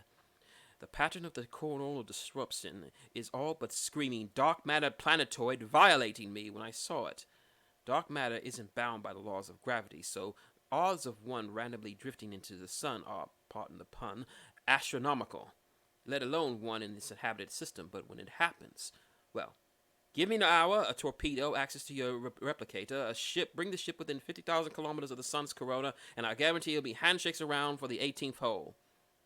The Enterprise wouldn't survive a minute in that deep in the corona, Riker protested. The heat and radiation would tear our shields apart. Would they? The doctor paused for a bit, half a second, lips puckering at the thought, as he once more finger counted before snapping sharply. All right, give me 5 hours, a torpedo, access to your replicator, and shield generators, and give me both your solution and the tough nut shell to get close enough to use it, eh? Picard's mouth was a thin, pale line as he began to slowly shake his head. Doctor, those people have very little time before the flash begin. I can't spare personnel for such a... Did I ask for people? The doctor's fingers snapped mid-word as the thought occurred to him. Wait, no, scratch that. Data. Give me data too. This is a big ship, could use the help of a lot of stuff heavy lug around, and he can listen to instructions better than a lot of you without arguing incessantly. So that's a boon. Give me data, the things I need, and I can guarantee you, Captain, that you'll save the colonists and the whole planet to boot. You can use the rest of your crew to work on the doomed failure plan of yours too, all right? Picard's jaw worked as his eyes flickered to the view screen and the lush green planet below. When he finally spoke, strain and a hint of sarcasm were both prominent in his voice. And I suppose in exchange for your assistance, you would appreciate if we offered an immediate aid in regards to your vessel. The doctor twitched notably, his mouth thinning to a pale line, his body gone from twitching and desperate to utterly still. You're only asking that, he replied quietly, because we've just met, and you don't know me. I forgive you for that. I'm not asking anything from you, Captain. Just to help. Picard's eyes Picard eyed the unusually quiet Time Lord for a handful of heartbeats, and finally, Mr. Data, assist the Doctor with whatever he requires. We'll continue our own contingency plan in the meantime. Aye, sir. Data vacated the ops console just in time for the Doctor to intercept him, grab him by the arm, and half lead him, half drag him to the nearest turbolift. That's the closest nearest shield generator as you can get me, the Doctor ordered the lift once he stepped outside, and the turbolift shuddered in motion. He turned his attention to his comrade. Data, I need you to come down to one of the torpedo bays and remove the warhead from one of them. If I'm going to get everything I need prepared in time, I need to talk you through the modifications while I work on fortifying your defenses. Yes, Doctor, Data replied agreeably, and then head tilted, added, I presume you intend to use the torpedo to develop, in some way, to affect the dark matter planetoid you theorize. However, as I informed the captain, our sensors are not calibrated to detect the presence of dark matter, nor am I aware of a calibration that could accomplish this. How do you intend to find the planetoid? Don't need to see it, replied the Doctor cheerfully. Just need to track it by its fluctuations caused by that sun. Just follow the ripples inward and we'll know right where the old girl is. The surface of the Algeron star is in constant shifting nexus of magnetic force, energy, and matter, Data countered after a moment to chew over his response. As the turbolift door popped open and the Doctor stepped out, Data inched forward a little, keeping the doors from closing, calling out, with sufficient ripples occurring naturally, and is significantly larger than the Earth's native sun, Algeron 5's surface area could fill it up over 12,000 times over. What makes you so certain that you'll be able to isolate and pinpoint the location of the dark matter planetoid in such a vast area using only electromagnetic readouts? Because, came the grand reply, the strange man whirling about to face the turbolift, a mischievous grin on his face. I'm the Doctor. Data paused for a split second, frowning. That does not strike me as a valid explanation. The Time Lord's grin faded a little, and he cleared his throat, wagging his finger at the android as he turned back towards the corridor. Give it time. It will. Soda.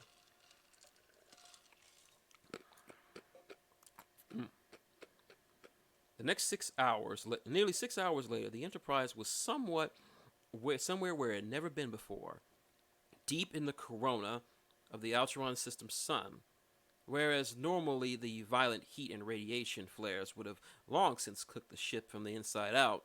The new shielding had been installed by the strange Doctor, who spent over 4 hours sprinting madly from one shield generator to the next, even as he barked instructions over the comm line to Data, seemed to be keeping the worst out of it. Now everyone assembled on the bridge, the Doctor's hands jammed into his coat pockets, where he and Data stood near the aft science station. The view screen had been all but shut off, as there was simply too much energy and light to be filtered out by sensor information, even as with all the visual filters in place. So the bridge crew relied instead on sensor readouts entirely, which admittedly left those in the center seats bereft of much-needed first-hand information. External heat and radiation at critical levels beyond the shield grid, Worf muttered, shaking his head. But all readings within the shield bubble were reading normal. Shields are holding, Captain. Metaphasic shielding, the Doctor announced, a decidedly pleased glimmer in his eyes as he folded his arms over his chest. Brilliant little gem from anyone who wants to wander near superheated gases and lethal radiation. And let's face it, who doesn't? It's nothing, really. I'm sure you would have figured it out before long. Impressive, Dr. Picard replied. But we're nearing your requested position, Doctor. What's the next step? Glad you asked, the Time Lord chupped, half nudging the Klingon aside and ignoring the glower entirely as his fingers danced across the control pad. Mr. Worf, target the modified torpedo to launch one of these precise coordinates, and extend shield diameter by another 20%. Not to stress they'll hold long enough. The torpedo will, of course, be exposed to the full fury of the sun once it's passed beyond our shield grid, but we're counting on that. The thermal output of that sun and a wonderful cocktail of radiation will trigger all the necessary reaction in specialized warhead Mr. Data designed, a split second before it's vaporized, which is all the time it needs. All the time it needs to do what exactly? Riker asked. Why, give that planetoid the bum's rush, of course, the doctor crowed. Phased matter isn't affected by gravity or normal matter, which means their direction and velocity remain largely unaltered. Unalterable, in fact. One of the few things this planetoid's course would be altered by, however, is an inverse phasic polaron pulse, which the warhead will generate once activated. Properly placed, the pulse will effectively shove the planetoid away from the sun's corona and send it on its merry way to the opposite direction, where it will drift for another million years before it even catches a glimpse of another sun. With the intrusion gone, the sun will correct itself through stellar osmosis in a few days, and it'll be all nice and rosy. Given the doctor's promise to shielding seemed to be holding up to its guarantee, Picard honestly couldn't think of a reason to doubt this newest assurance. After a long moment, his head inclined briefly as he turned his attention to Worf, who rather poignantly reclaimed his console, brushing the doctor aside. At the captain's nodding, the Klingon fired and turned his attention to the firing console, entering the provided coordinates and growling, "Firing torpedo." The moments passed, silent. Without the view screen to assist, the wait seemed almost agonizing. Soft beeps filled the air as the doctor and Data hunched over the science station in the aft section of the bridge, watching charts, graphs, and innumerable numbers flit by. Finally, a particularly loud beep filled the air, sounding almost particularly cheerfully positive. And at the sound, Picard straightened in his seat, eyes staring forward at the useless view screen. "Mr. Data." "Sensor analysis compiling, sir," Data replied.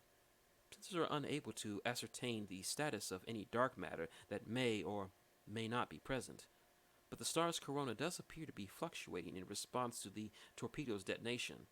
Yes, of course, because it worked." The doctor frowned, eyes narrowing as he stared at the science station readout, and then at his screwdriver's own miniature display. "At least the planetoid's been blown clear. But these readings are a little worrying." The rest was cut off by a sudden, deafening klaxon as the ship's tactical alert lights began to flash.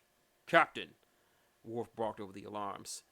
Automatic red alert has been triggered. Thermal radiation levels are increasing exponentially." "I am detecting fusion spikes in the sun's corona," Data announced, fingers dancing across the science station controls. "Coronal mass injection is imminent. 96 seconds to release. We are not directly in its path, but, Captain, the estimated path will result in it consuming Altron 5 7 minutes after its emission, as well as everything on the surface. The shielding we provided to the colonists will be inadequate to protect, as are our own. Nothing will survive." "Helm, set a course for the colony. We need to get as many people away off the planet as before." "No!" The doctor barked, squinting at the display of the screwdriver. "Keep us right where we are. I can fix this." "Doctor," Picard snapped, "your plan has failed, and—" "No, it hasn't. We were just a little too late to stop the worst of the flare-up." All but springing across the bridge, coat jacket flipping about his thin waist, he half braced, half slammed into the rear consoles, eyes darting on the readouts of the station to the android who manned it. "Data, do you trust me?" Data hesitated for half a second and then gave a sharp nod. Reaching into his jacket, the doctor tugged free his sonic screwdriver and took a deep breath, pointing it square at the android.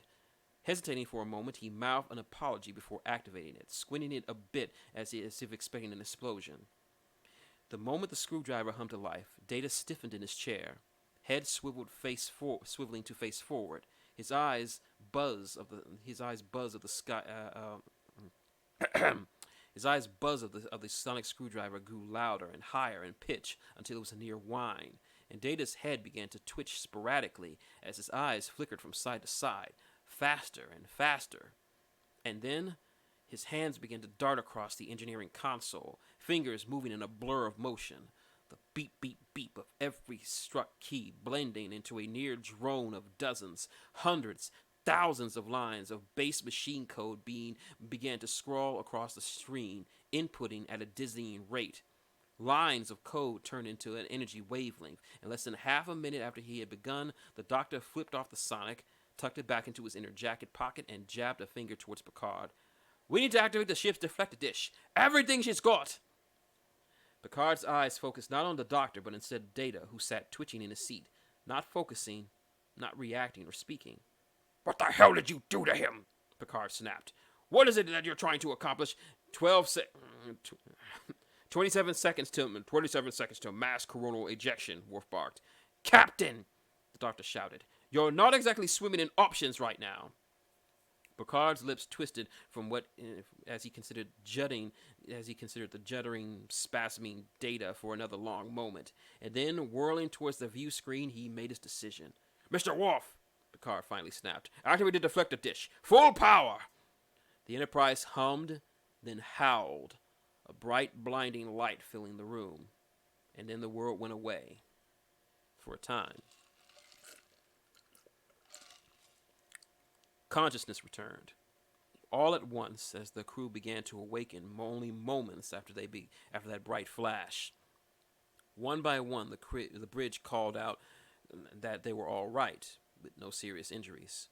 Dazed and bleeding from a cut on his bald scalp, Picard nonetheless waved Riker's offered hand off, instead hauling himself to his feet under his own power, leaving Riker to help Troy instead.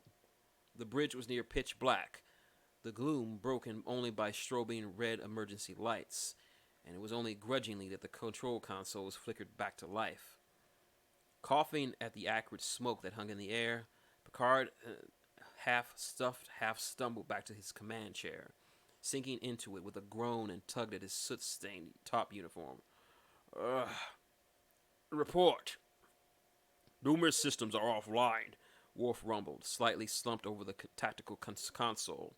Only a tight grip on the railing had kept him from falling across the room. It would appear that the command and control circuits throughout the ship had been disrupted by an electromagnetic pulse. Extensive overloads. Life support is stable, as in intership communications and tetrary systems. Worf's fingers tightened around the console. Captain, the pulse would be consistent with the aftershock of a coronal mass ejection. Hold on for a second.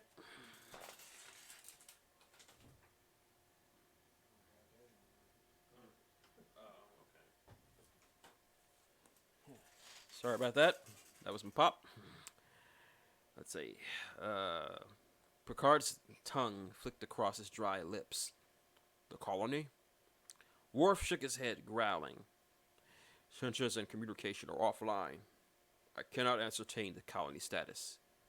Damn! Doctor, can you Turned to the science station, Picard hesitated when he realized the Time Lord wasn't there. In fact, he wasn't anywhere near the back consoles, and with a frown, the bridge crew began to look around, searching for him. Until Riker called out that he had found him, behind the helm console. The Time Lord crumpled on his side against the wall just beneath the main view screen, almost invisible under the dim emergency lighting. He wasn't moving, and between the angle of his head and the dark confines of the bridge, they couldn't see his face clearly. Medical team to the bridge immediately! Picard lifted a hand as Riker reached towards the Time Lord. Don't move him, Commander. We can't be sure how extensive his injuries are. Captain. It took him another moment to pinpoint the voice. Data, whose senseless body had been tossed near the turbolift, was sitting up. As Counselor Troy knelt over the doctor's body, watching for any signs of life, Riker and Picard moved to help the disorientated android to his feet. Data, Picard said, keeping a tight grip on his shoulder to make sure he was balanced. Are you all right? Yes, Captain. The android's eyes flickered as he ran an internal diagnostic. I am unsure as to how, but I believe the doctor interfaced with my sensory module and directly downloaded a series of instructions to my cognitive processes. It allowed me to create a new subroutine for the deflector dish, modifying its output wavelength to the doctor's specifications. The direct flow of information overwhelmed my neural net, however, and required a system reboot to purge the code and restart my system functions. Why do he use you? Riker asked. If he can interface with the computer systems, why not directly download it to the Enterprise mainframe? He needed the information to be processed through my knowledge of the ship's programming. I do not believe he is subtly familiar with our coding methods, Data explained, then after a brief pause added, Yet. Captain, Worf announced. Sensors are back online. Mr. Data, Picard said gently, if you're up to it. Of course, sir. Resuming his seat at the ops station, Data quickly called up the relevant data. When he spoke next, he sounded quite surprised. We have been blown free of the corona. The coronal mass injection appears to have been deflected 55 degrees from its previous estimated course, sir, though I cannot say how it is possible. Its new heading will not place it near the colony in any danger and should dissipate longer before it reaches any of the system's outer planets. The colony's electronics may be affected by the resulting electromagnetic pulse, as our own systems have been, but the colonists themselves appear to have been unharmed, as well as the planet's biome. There was a very loud collective sigh of relief as everyone relaxed just a little. The Alteron sun? Picard asked warily. Does it seem like it will flare lightly? The sun's output is already stabilizing, Data replied. If it continues, it will likely reach normal levels within approximately 3 days. They had plenty of stunned silences today, but this one was the most deafening, as the crew simply stared at the view screen. He was right, Riker marveled. The lunatic did it. Incredible. Apparently show number one. Picard's mouth twisted as he eyed the crumpled form, barking. But at what cost to him? Where's that damn medical? The turbo lift hissed open a moment later, and a paramedic stepped out with a stretcher between them. Crusher was right behind them. And after briefly making sure the rest of the crew was standing and up unharmed, she led her medical team to the fallen doctor. Her mouth was set in a grim line as she passed a tricorder over him, the readings obviously doing nothing to assist her to reassure her. Helm, set course for Alteron colony. Best speed, engage. Joining the medical team by the crumpled Time Lord's body, Picard knelt by the chief medical officer. Is she all right, Doctor? Well, considering I only started examining his physiology this morning, I'm not sure how he is, Crusher replied, frustration brimming in her voice as she glared at the tricorder readings. He's clearly been through a rough fall. He might have broken a hip, bruised a kidney. If this is even a kidney, I'm not even sure. At the very least, his pulses seem strong. I'll need some help to get him to sickbay. Make it show. Do whatever you can for him, Doctor. It seems we owe him that much. And more. It was a little over an hour before the sickbay reported that the Time Lord had regained consciousness, although it had little to do with their own intervention. The doctor's biology was so unusual, Crusher had been loath to try much of anything. She wasn't sure what any drug or regenerative treatment would have on him.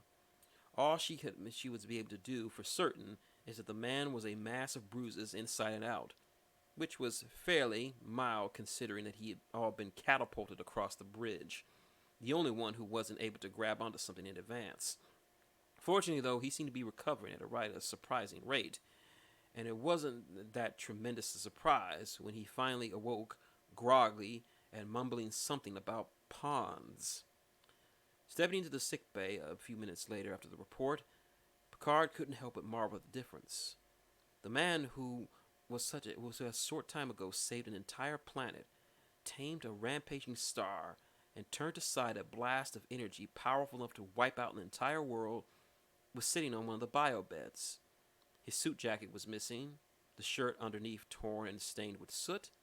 He was currently examining a medical tool for considered fascination, and with an exceptionally singly dark bruise above his jawline, he seemed fine. Doctor. Ah, Captain, so good to see you. Setting the tool down, the doctor turned on his seat to face his visitor. Freezing for just a moment and baring teeth in grimace at his battered ribs flared up for a moment. The casual demeanor flickered just briefly, a touch of concern in his eyes. How's Data? He appears to have recovered from your interface process, Picard replied. Gone worse for wear. Good, the doctor winced. I'd be lying if I said there wasn't a risk to what I did to him, but I'm not exactly swimming in options. Picard finished wryly. Mr. Data concurs, and even I must admit. I understand your reasonings. How are you feeling? I'll be all right, the doctor replied, giving his hands a cursory glance. No glowing obviously means I'm not hurting that bad. The Dr. Picard lied, Burroughs brow furrowing. I take it you're curious as to the status of the Alteron star. Well, we're still alive, and I'm not near detention cell, so I'm going to assume it worked. Picard's lips quirked, but for once they did so upward, nodding. Yes, it did. How? Oh, it's pretty simple. The doctor replied, waving his hand slightly. A spatial reflection effect caused by your deflector's dish acted as a lens, altering the focus of space-time in a localized area. So when the so when the flare occurred, it passed through the altered region of space-time, caused it to effectively shift its orientation, or more accurately, the orientation of the universe around it. In a way, the mass emission course was altered without, well, directly altering its course, which of course would be impossible, per se. I see. Another lie. All's well that ends well, though, the doctor chirped, working his shoulders from their sockets. So, what's the new plan? Well, the Enterprise will remain in orbit of the colony for another week or so, Picard explained. The solar flare caused a powerful electromagnetic pulse that disrupted much of the colony's command and control circuits. We need to make sure we receive the assistance they require to restore their systems. And they set up a monitoring station to ensure the sun continues to return to normal. Oh, no rest for the wicked, is there? I suppose not, Picard replied, pausing for a moment before continuing. In the meantime, I will assign you a team of engineers, as well as Mr. Data, to assist you with restoring your vessel to operational condition. The resources of the ship, at least those not currently involved with the colony, are at your disposal for the duration. The Time Lord looked actually surprised at that, a delightful grin crossing his face as he reached out to enthusiastically clasp Picard's hand in a brief handshake. Ah, much appreciated, Captain. The doctor began to hop to his feet and give a stifled grunt of pain, and instead slowly eased off the biobed. But if it's all right with you, I think I'll go lie down for a bit, have a bite to eat, wait for the swelling to go down. Of course. Stepping aside, Picard inclined his head as the Time Lord limped past. Just near the exit, however, the captain called out, Doctor. Stopping to wince from his bruised body, protested, the Time Lord half turned, brow raised inquisitively. Picard's lips turned into a small, warm smile. Thank you very much. Job well done. Returning the smile, the doctor gave a brief, jaunty salute, wincing when he drew another sharp sting from his ribs. All part of the job, Captain. His brows lifted as he simply added impishly. Bit of fun, too. And that is Chapter 4. Yes, the Doctor has saved saved the sun and the planet, and endeared himself to the crew.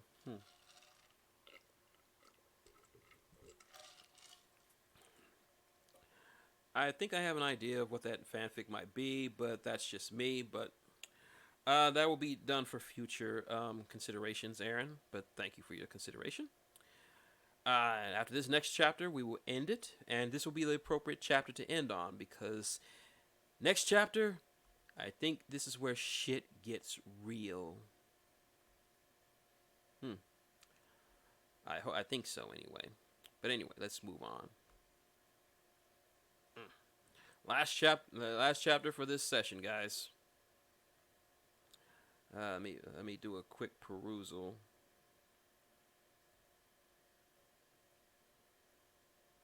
Yep, this is where shit gets real, and this is the perfect time to leave a cliffhanger for you guys. But Chapter 5. The Doctor asked for the meeting of the engineering staff that had been assigned to provide assistance take place at 0900 hours.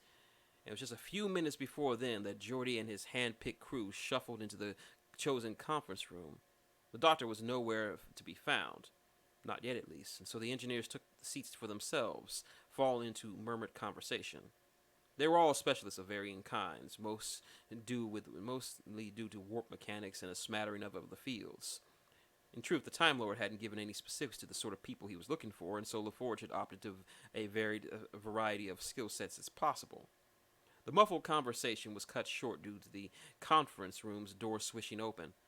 Right, morning, he said with a wide, manic smile on his face. The Doctor breezed into the room. He had replaced his tattered outfit with a fresh one, identical to the first, obviously replicated using the ship's computer, although the jacket still bore soot marks, suggesting he had chosen to wear the old one. That and the fading bruise on his jaw were only bits of evidence of their rather stressful day. The outfit was complete, of course, with a bow tie, which he adjusted proudly with one hand as the half dozen of engineers openly stared. Doctor? Jordy finally asked, lifting a hand slightly. I thought Data was joining us on this project. Oh, I've been working with him for the past, he glanced at his watch. 3 hours already. Oh, time flies.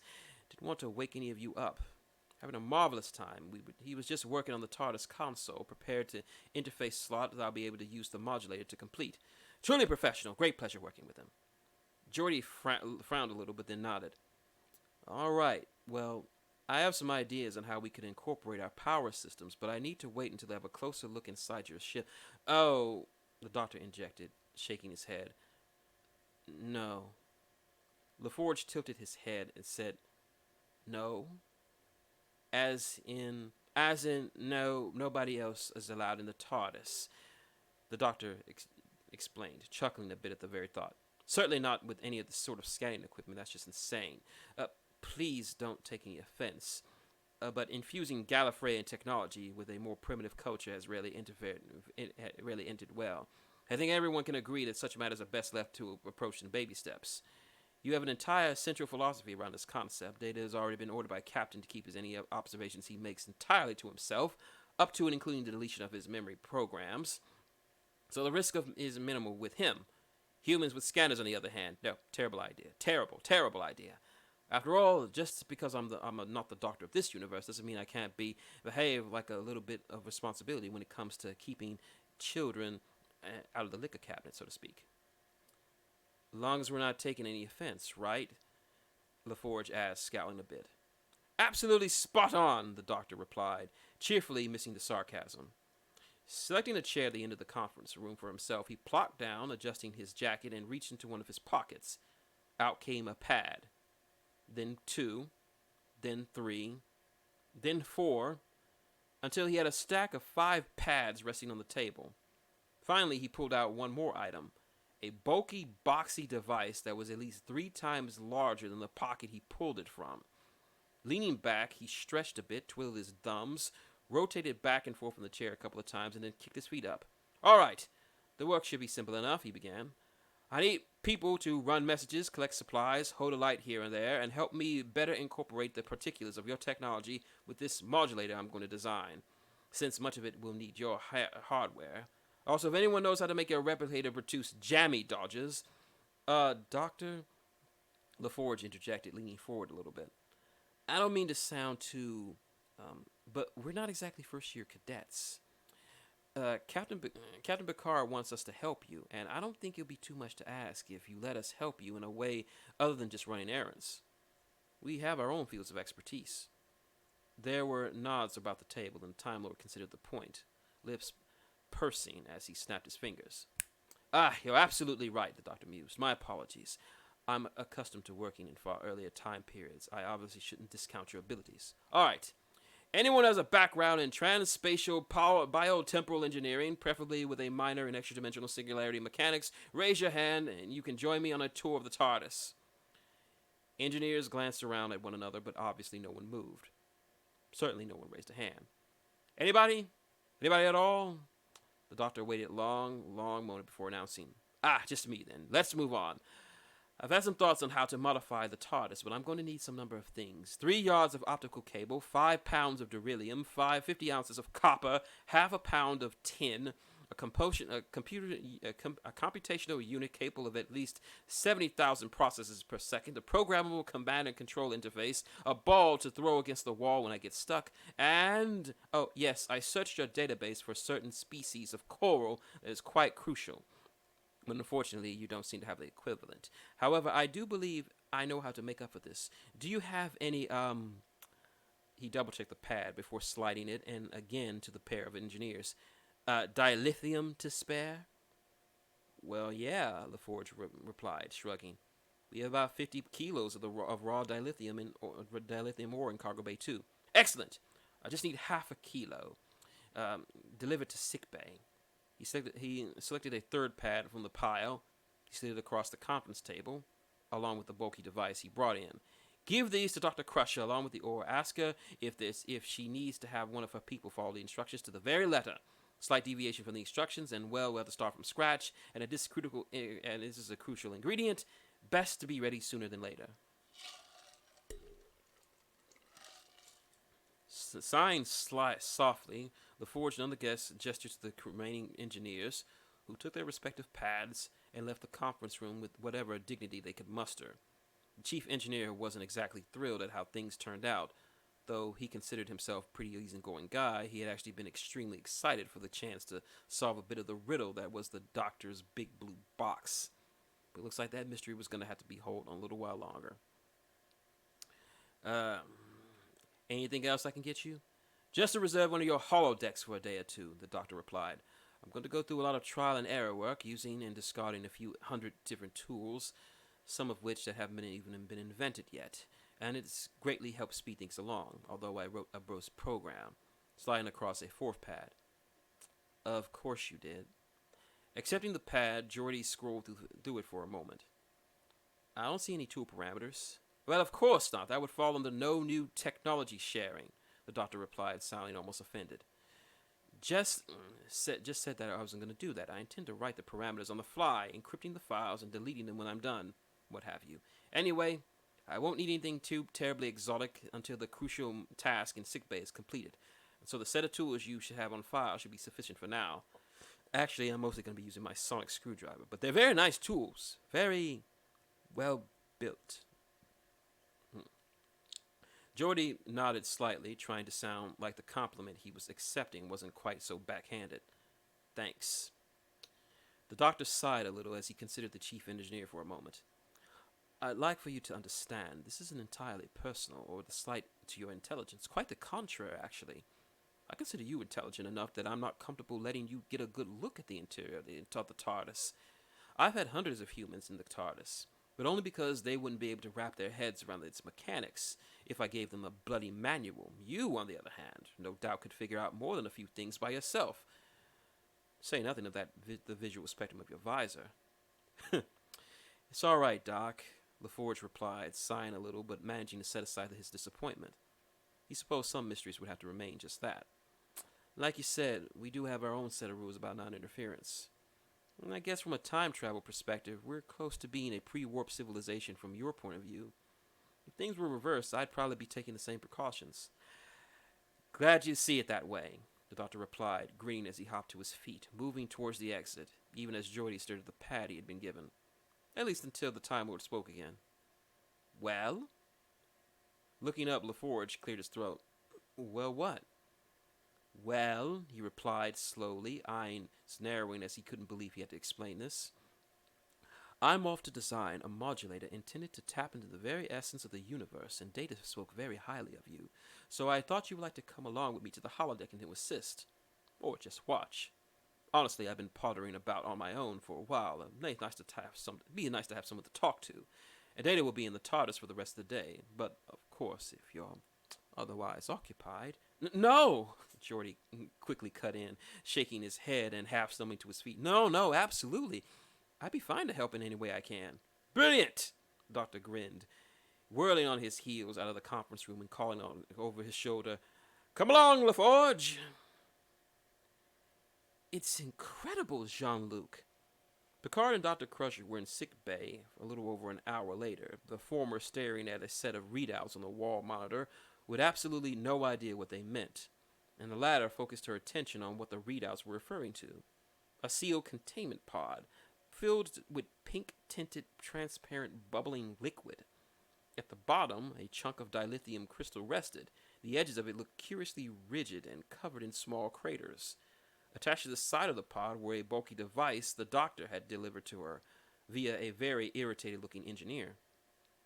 I followed every instruction he gave me, she told him, shaking her head, though it took me a little while to integrate his device into the containment pod.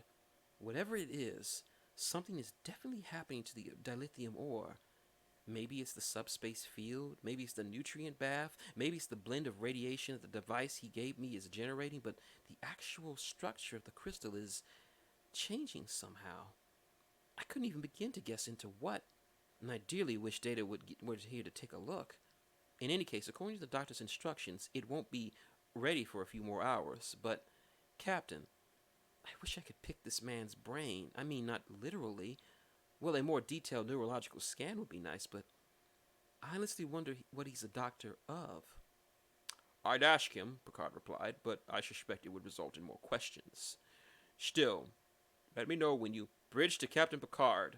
The voice piped in the comm badge, cutting off his next words. We're receiving a transmission from Starfleet Command. One moment, Bridge. Dr. Crusher, may I use your office? Of course, Captain. Crusher murmured, her eyes still locked on the readouts of her tricorder was offering her. Stifling a grin at her unrelenting fascination, Picard stepped into her office and settled into her chair, turning the monitor towards him and tapping a control. Bridge, he instructed, pipe the transmission through the Dr. Crusher's office terminal. A moment later, the face of Admiral Alexis Necharov popped on the screen, framed in the background by a plain gray wall of his office in Starfleet Command's headquarters. His salt and pepper gray hair were immaculately groomed into a crew cut. His beard cropped short, and he looked every inch the authoritative drill sergeant. And indeed, he had been an instructor at the Starfleet Academy for well over a decade, before being promoted to the Admiralty. Admiral Ross! Good to see you again. How's San Francisco? A little too quiet for my taste, but I get by, Ross replied, his tone friendly, if not a businesslike. I read your report. Quite a story. It's been an eventful few days, Picard noted dryly. And given how many things have turned out, they've been quite positive. Yes, it's fortuitous he was there to help. Ross's casual tone faded, leaving him quite intent as he leaned forward, hands folded in front of him. Now, the report you mentioned that his vessel is basically dead in the water until he calibrated properly. Has those calibrations been completed yet? No, from what the doctors told me, he'll need at least 48 hours to complete the design, Picard replied. Possibly more. Good. Then we have time, Ross murmured. I'm afraid I don't understand, Picard said, frowning slowly. The USS Intrepid is en route to your location at extreme high warp, Necherev explained. They should be there within 2 days. They've been prepared a special seat of accommodations for this man and his blue box. And once he's secured, they'll be transported, and his vessel, back to Starfleet Command for debriefing. You are to hold your position until then, and give him no indications that we're coming. Picard was a little stunned for a moment, shifting in his chair and licking his lips as he tried to think of a diplomatic way to voice his displeasure. Admiral, he said finally, his head tilted and slightly confused smile on his face, as if he thought the Admiral were joking. I have to confess, this strikes me as a little highly irregular, and contrary to the freedoms and rights outlined by the Federation Charter. For that matter, I see no reason for this behavior to be necessary. From the reports you submitted, the Admiral intoned solemnly, this doctor fellow was able to circumnavigate every security protocol and encryption code on the Enterprise's computer mainframe. He also designed from scratch an algorithm that was able to, quote, bend the very fabric of space-time, unquote, in less than a minute, using your commander data to input it. Commander Maddox would love to know how it was done, as would many of the others of the Daystrom Institute. Jean-Luc, while Starfleet is certainly grateful for his contribution in securing the safety of the Algeron colonists, we can't ignore the fact that this man possesses a level of knowledge and skill that could prove very dangerous to Starfleet, if not the entire Federation, particularly if it were to fall into the wrong hands. Admiral, I must protest, the Picard countered. The Doctor has done nothing to make himself our enemy. He admitted himself that he all but stole the research files, Picard. Then afterwards used the information to save 12,000 lives in the entire biome of Algeron 5, Picard continued, raising his voice a little. His methods are, I agree, blunt and more than a little irritating, as his apparent habit for cutting through every regulation one might think to levy, but the fact remains that if he acted like a proper guest on this ship, minded his manners, and kept quiet, there would be a lot of dead men on the conscience of every officer involved in this assignment, both of us included. Ross leaned forward, a little tight, jaw tightening. I beg your pardon? It was your department, Admiral, that advanced the explanation for that erratic behavior for the Alteron star, Picard snapped. And had we adhered to those explanations, it would have been a disaster. Say what you will about the doctor, I may even agree with half of it, but Maverick or no, the man performed an invaluable service to the Federation. It has given us no legitimate cause to treat him so ill as to abduct him and seize his vessel as contraband. The Admiral's eyes were little chips of ice by now, and he opened his mouth to bellow back, but restrained himself. The heavy-set man just drew in a slow, deep breath and exhaled. When he spoke, his voice was shielded with professional detachment. His eyes focused on the desk in front of him, not meeting Captain's gaze. Captain, I'm ordering you to hold position until the Intrepid arrives. I'm also ordering you not to say a word to your visitor, and in the event that he completes his refit, keep him from leaving the Enterprise at all costs. These are orders directly from Starfleet intelligence. And though you do have a record for bending the rules, this isn't one you should be testing. Trying to wouldn't reflect well on you or your crew. Ross out. The monitor went blank a moment later, and Picard couldn't help but fume as he leaned back in his seat, hands squeezing in his chair. Damn! And that is the end of chapter 5. Oh, Devil, I didn't notice you there.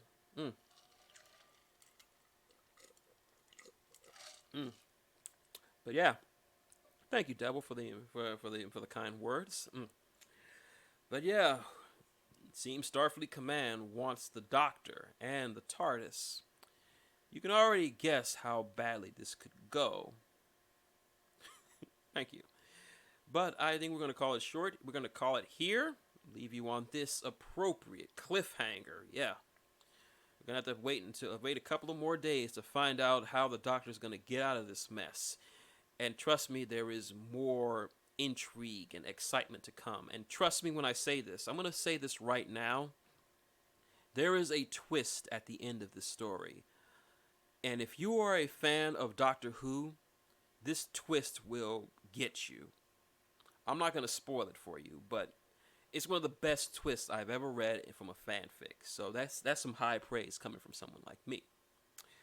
So, once again, thank you for watching the first episode or the first session of Friday Night Fanfiction. Well, I'll try to do this every Friday night around 8 p.m., depending on if I'm not active or anything. If not, 9 p.m. So make sure you take some time out of your schedule. We will do this again next week. So until next time, this has been Chin Tiger Curl, and the fanfiction is out there. You just gotta look for it. See you next time, ladies and gentlemen.